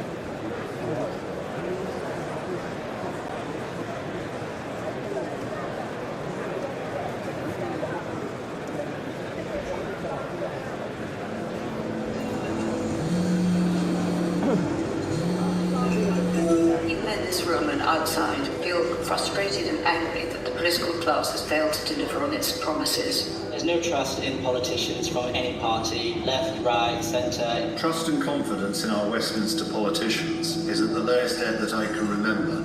Too often they're saying one thing, and then when they get elected they do a different thing. You could become increasingly cynical.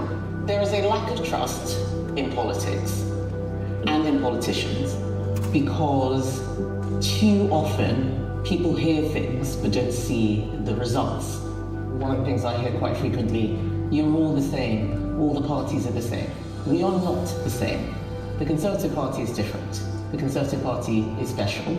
Our values are the values of the British people, and we need to start talking about them again. We're going to need a leader who will fight tooth and nail for our Conservative values. What we need is a politician who's prepared to have the courage of their convictions. We need something different. Kemi is the right leader for the Conservative Party. She's our best chance to restore faith in politics, to try and fix the system. Ever since I met her, she struck me as a Prime Minister in waiting. I work with Kemi closely on the Board of Trade, that she believes in Britain. She's an engineer that is honest and she's ready to get stuff done.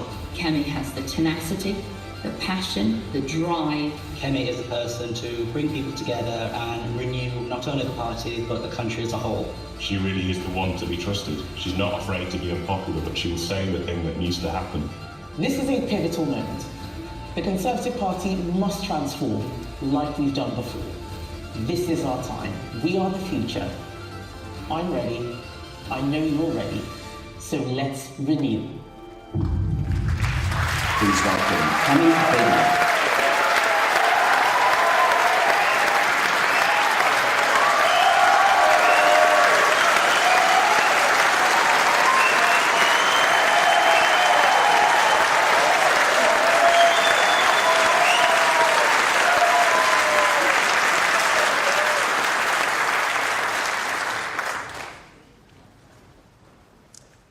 It is time to tell the truth. The truth about our party, the truth about our politics, the truth about our future. For too long, politicians have been scared of the truth. For too long, politicians have hidden behind spin. For too long, politicians have told the public what they wanted to hear and then done their own thing. Well, I say enough.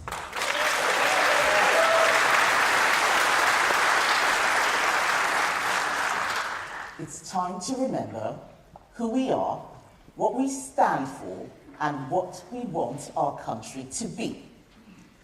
7 years ago, I stood on this stage, so proud to be a Conservative Member of Parliament. We had just lost our majority, but our party was still in government, and that was all that mattered. But I am no longer a bright-eyed, bushy-tailed backbencher. I am a veteran of 4 government departments and a former cabinet minister. I have seen the system from the inside. Ladies and gentlemen, the system is broken.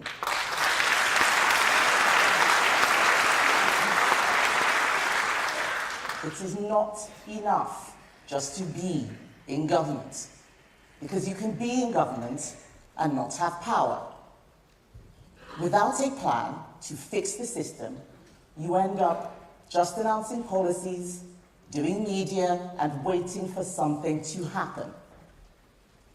And then you run into trouble, as this Labour government are quickly finding out.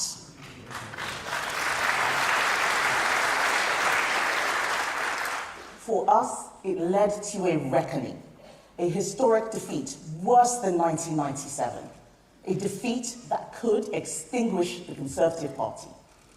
We have to get this right. We have to renew, and then we can regain the trust of the British people. Otherwise, the left will get more time to ruin our country. And they've started quickly, haven't they? I actually thought it would take them longer to fall apart. But it is clear that this Labour government will leave a mess behind. We will not manage that decline. The Conservative Party does not manage decline. The Conservative Party reverses decline.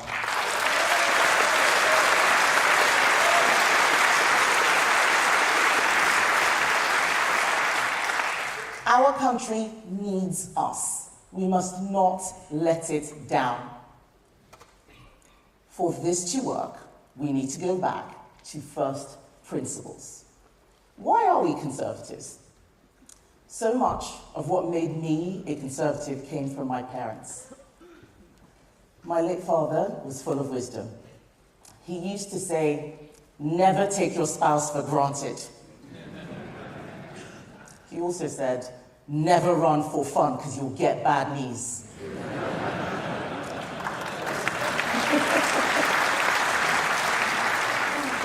But he also taught me responsibility. He would say 80% of what happens to you is down to you. He was right. And as a GP, he taught me how to solve problems. He would say, if you get the diagnosis wrong, the treatment won't work. I miss my dad. He taught me the most important lesson of all. Never be afraid to do the right thing. No matter what people say about you, just do the right thing. My father taught me not to be afraid.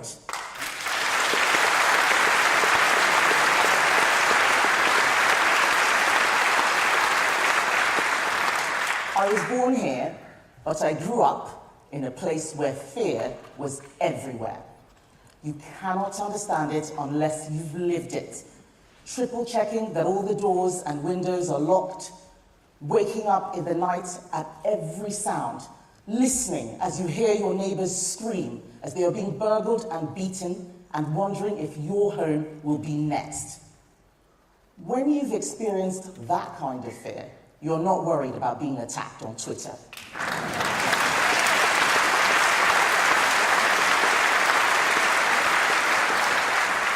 You appreciate how rare and precious it is to live in a country with security, democracy, equality under the law, and above all else, freedom.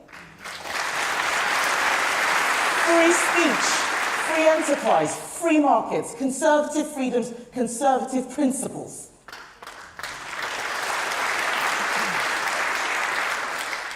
I am not a conservative because I studied politics at university. I'm an engineer. I am not a conservative because my family always voted conservative. I am a conservative because I have seen what happens when a country loses sight of those principles, and that must not happen here.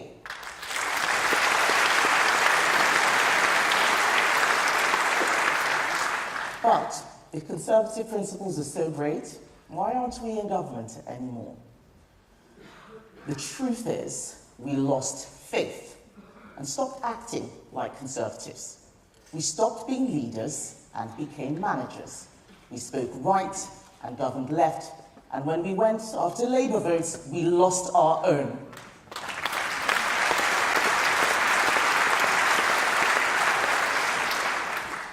There is no greater example than net zero.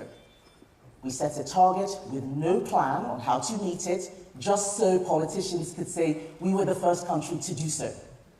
Now we have a net zero strategy addicted to state subsidy, making energy more expensive and hurting our economy. I am not a climate change skeptic, but I am a net zero skeptic. I did not become an MP to deliver an agenda set by Ed Miliband.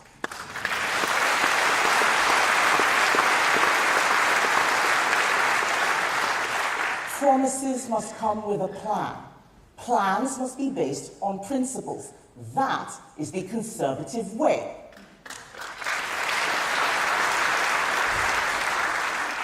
But in government, we did not always keep our promises. We promised to lower taxes. They went up. We promised to lower immigration. It went up. Why? Because the Treasury said high immigration was good for the economy. But we knew it was not good for our country. And we did not always defend our values. We did not defend capitalism. Capitalism does not mean corporatism. It does not mean monopolies. It means free markets and competition. We didn't always protect those principles. Like Labour, we raised taxes on business, corporation tax, capital gains tax, we taxed dividends, and we regulated like Labour. So instead of encouraging people to start and grow a business, it got harder and harder. Economics is not just some technical exercise. It's about people, their hopes and their aspirations. It's how we help the poorest in society. In the 80s, our party gave this country a golden age of wealth creation. Where is that now? Look at the hypocrisy of Keir Starmer and Rachel Reeves, who target savers and wealth creators while taking money from a millionaire.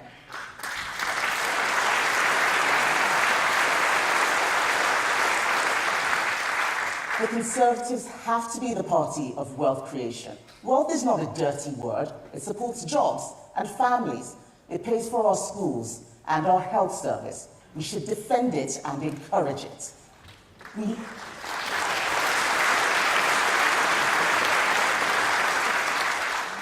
need to stop being afraid of defending our beliefs. Those beliefs are needed now more than ever.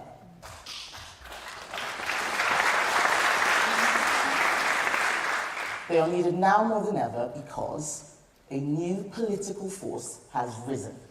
Something I have been fighting all my political career: identity politics. Like the 1970s, we face a battle of ideas against the left and its desire for ever greater social and economic control. It is socialism returned, socialism in a suit.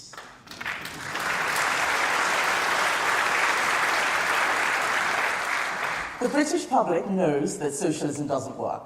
They know. But if you give it a new label, you can sneak it in. You can promote class warfare under the banner of equality. You can take freedom and choice away from families by telling them that Ofsted inspection reports are unfair. If you call communism environmentalism, you can close down businesses, block the roads, and stop people going to work. This new politics has made us afraid to defend the people who need us, like young Conservatives. They tell me they are afraid to share their politics with other students because they'll be attacked, that they are marked down by lecturers because of their beliefs. We have let young Conservatives down. We need to defend them, champion them, and give them a party they can be proud of.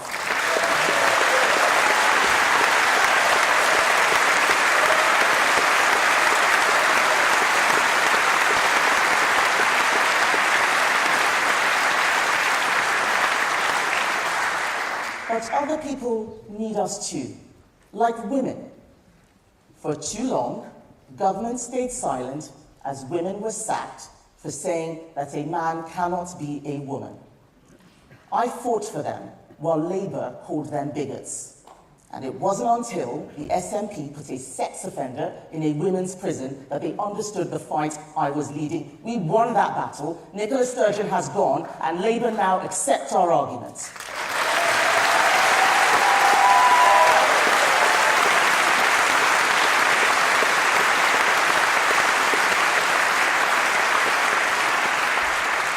We are Conservatives, elected to conserve what is great about our country. We cannot sit by as the left denigrate our history and pull down our monuments. We must not be afraid, as we were in Batley. We must not be afraid to get involved, where a teacher was driven into hiding by Islamist thugs, or when the very worst crimes were committed, when young girls were groomed and raped for years in Rotherham and Rochdale, and nothing happened.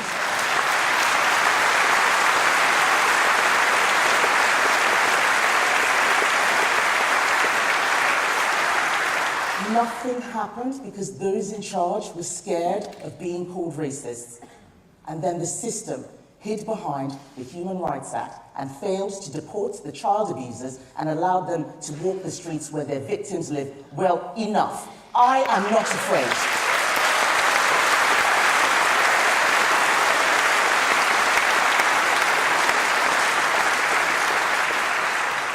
This stealthy poisoning of our society needs to stop. And let's face it, the Liberal Democrats are not going to defend our country. Unlike the left, we know right from wrong. But we allowed ourselves to be bound by aggressive identity politics, by a treasury whose rules were written by Gordon Brown, and a legal system re-engineered by Tony Blair. You may think Blair and Brown were defeated in 2010, but the truth is the left never left. It's time to make a change.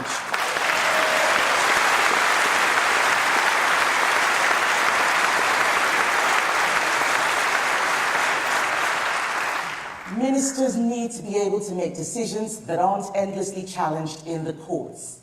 If people don't like those decisions, there are elections. If the law says the government can't deport a foreign child abuser, then the law is an ass.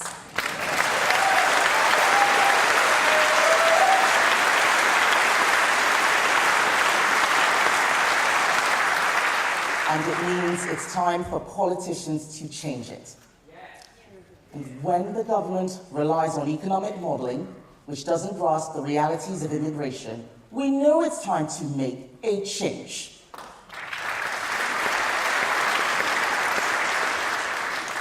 So here is what we are going to do. We are going to rewrite the rules of the game.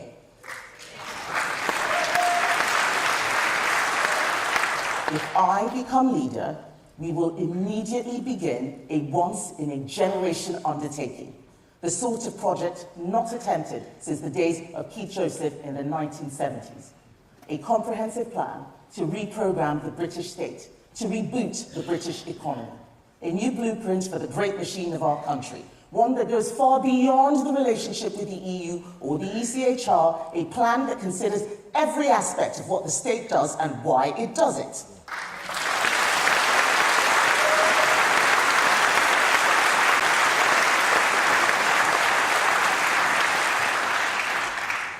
A plan built on the principles and priorities of our nation. A plan that looks at our international agreements, at the Human Rights Act, the Equality Act, at judicial review and judicial activism, at the Treasury and the Bank of England, at devolutions and quangos, at the civil service and the health service. At how we use power to give power to the British people.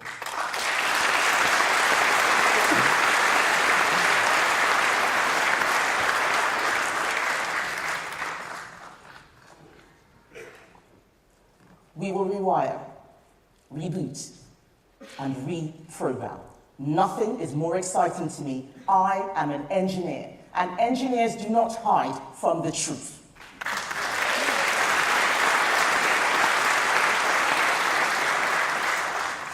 This work cannot be the work of just one woman. It has to be the work of a huge team, a team that goes way beyond Westminster. Our party is not a club or a clique. We're not just the ERG, the TRG, or One Nation. We are one Conservative party. We are a movement, a conservative movement.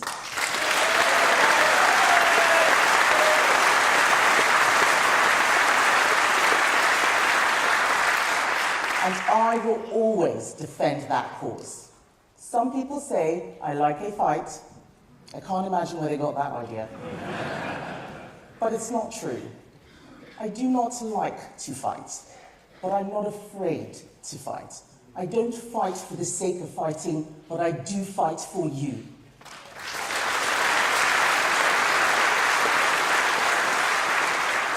Every day of the last Parliament, I fought for Conservative values.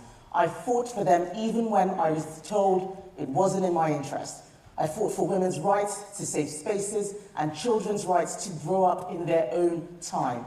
I fought against those who seek to divide our country based on race. I fought for the future of my 3 children and for your children. I will always fight against left-wing nonsense.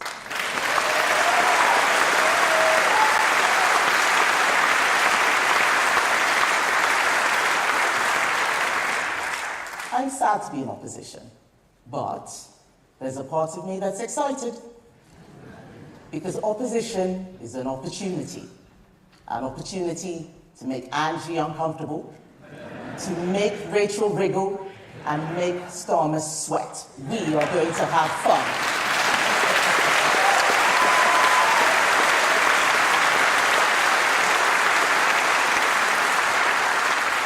They thought that all they had to do was get us out, but they don't have a plan. They are not up to the job, they will let our country down, and we must be ready to replace them.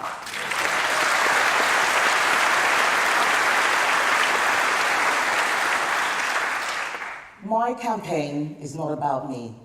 It's about all of us. It's called Renewal 2030 because we have to renew.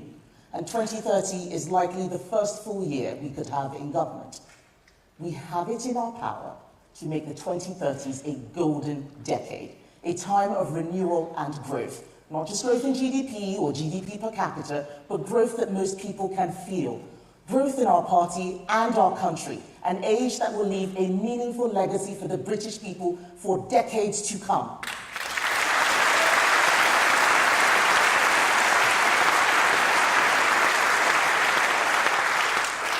A renewal based on personal responsibility, family, sovereignty, and capitalism. As Trade Secretary, I saw it all over the world. Capitalism, trade, and enterprise reduce poverty. Socialism creates poverty.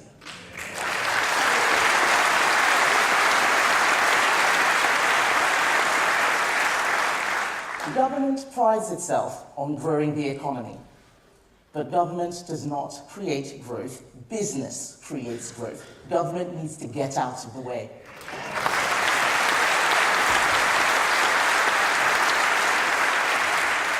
Any government that forgets that will start to think it knows better than business.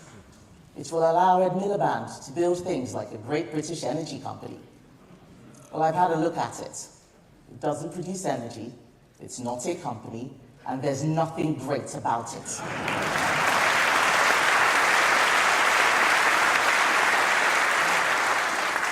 Government needs to be the servant of the market, not its master.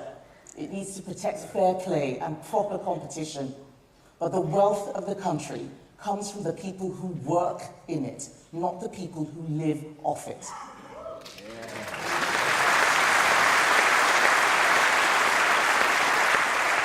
It comes from the businesses built by the brilliance of those who put in the time and take the risks. We will help them to shoot for the stars.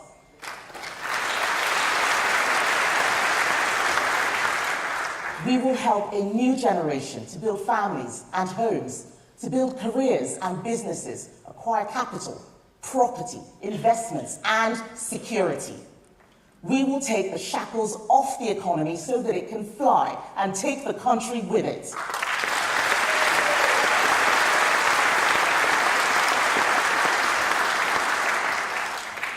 After we have picked and unpicked the damage done by this Labour government, my vision for beyond 2030 is this: for Britain to be a country where people can find a shared identity.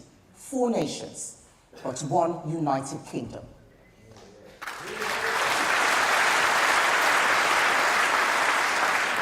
A country where being a British citizen means more than just having a British passport.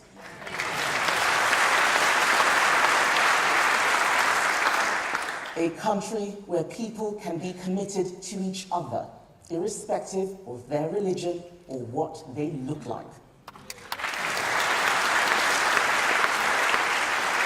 A Britain that is friends with its neighbours, but will always proudly protect its national interests.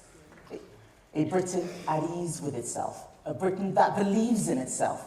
And that sort of Britain can only come about because of renewed conservative principles.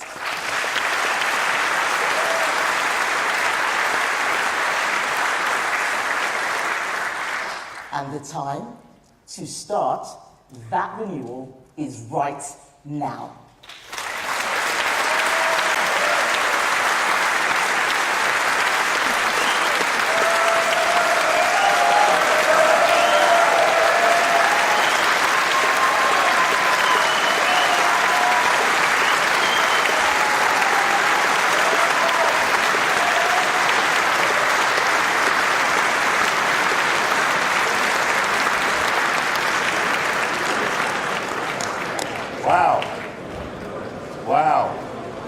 Wow.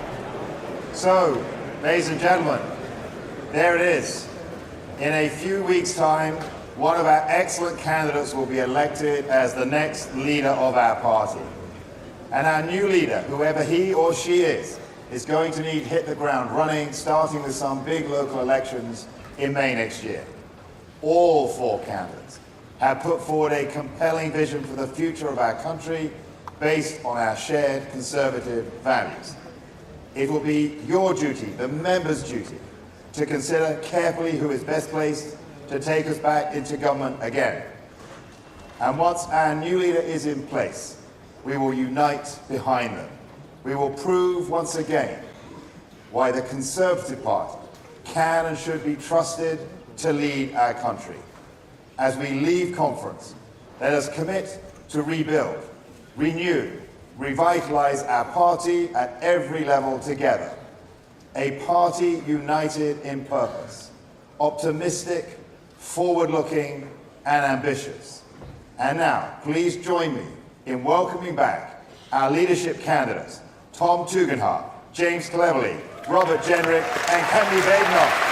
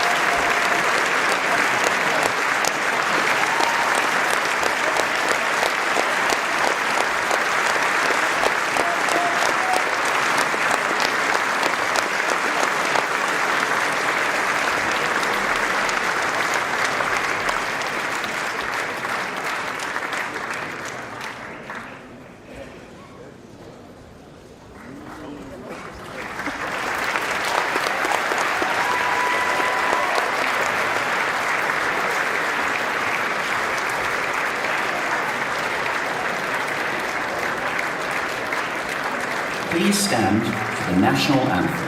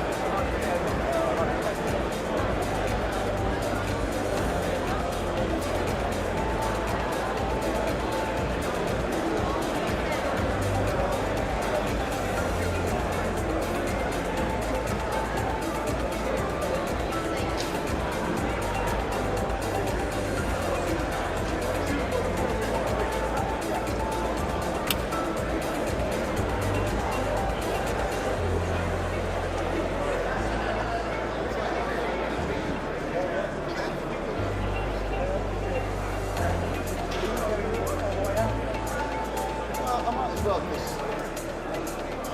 to the loo, might as well.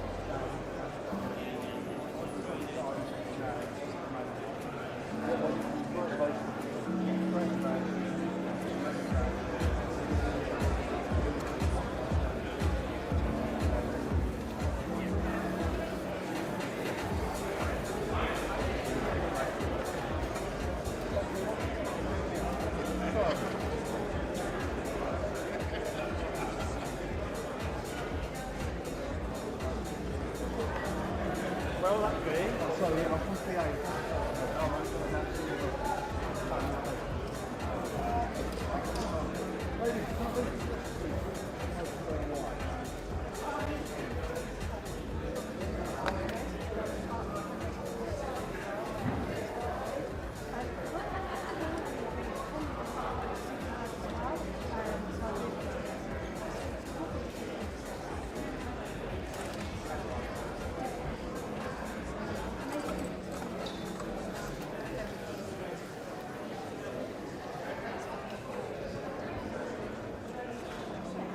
Tom Tugendhat joint third with MPs, it will be James Cleverly, I think, that will be coming out of this feeling like he has some momentum. He's had a good conference, I think. And I've actually got an MP here, Mims Davies, if I could bring you in. Hello, Beth.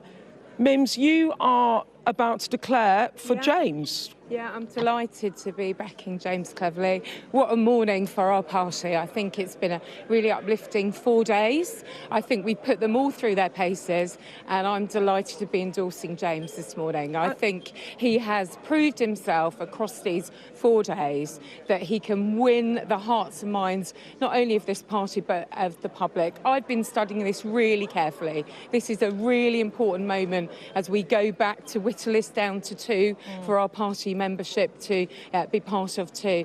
But I think you saw it today, the ovation, the energy, the connectivity that James has alongside that experience with a very inexperienced government who needs to be put through their paces, and we don't want them to get away with it any longer. Mims, were you always backing James, or were you genuinely undecided and you've decided this week, or have you been rolled out to give him a sense of momentum? I do not get rolled out, Beth. Let's not have this. Well, you know what I mean. Sorry, that was probably a bit cat-handed of me, but you get my point. I came into this last few days of my party focused on women's issues, equality, and of course our young people. I'm in the Shadow Cabinet.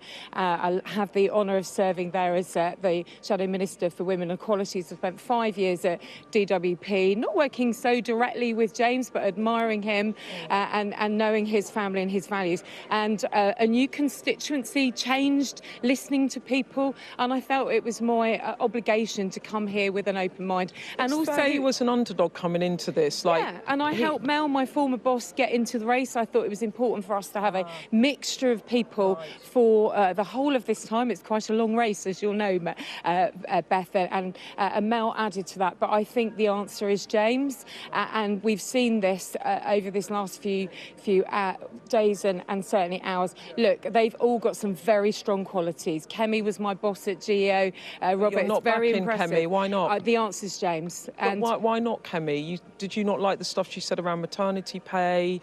What makes you nervous about Kemi Badenoch if she was your former boss? So she's my former boss. I've never been nervous of her in any way, shape or form. In fact, standing up for women's rights, I've been proud to do that with her.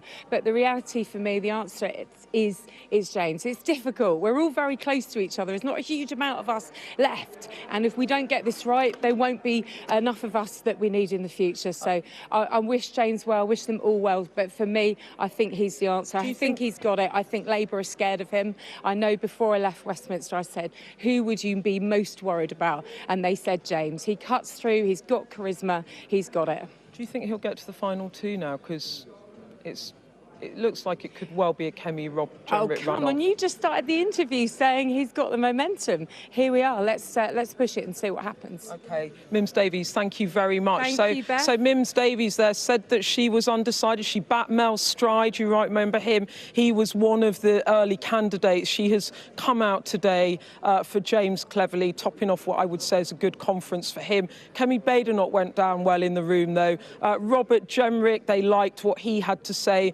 on migration. I think it is fair to say that Tom Tugendhat perhaps got the most flat response in the room. I can't tell you who's going to win. I think it is now probably a three-horse race. Cleverly, Badenoch and Jenrick.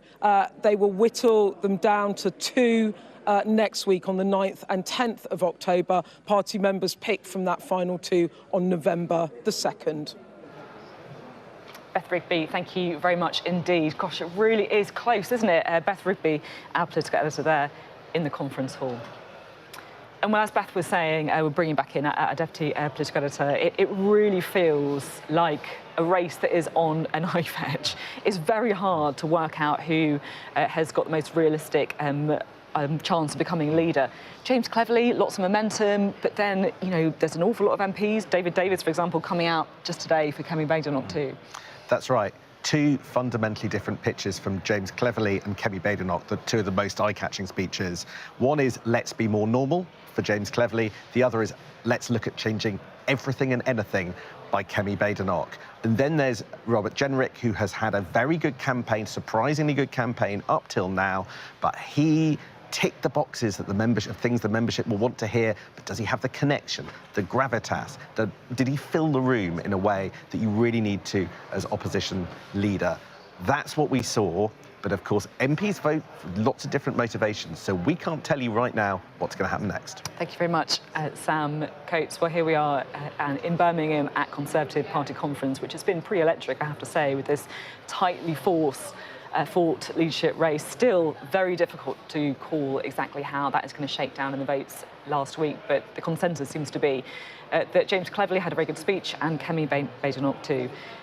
Honestly, conference always feels like a little bit of a bubble now, perhaps more so than ever because of what is happening in the Middle East. And of course, coming up after the short break, we're going to take you straight back to try and find out exactly what the latest situation is. There is Israel going to be responding to the Iranian missiles that we saw raining down on the country earlier on today. That coming up after this break. But for now, in Birmingham at Conservative Party Conference, where the beauty pageant continues, goodbye for now. I will see you with an update from the hall a little later.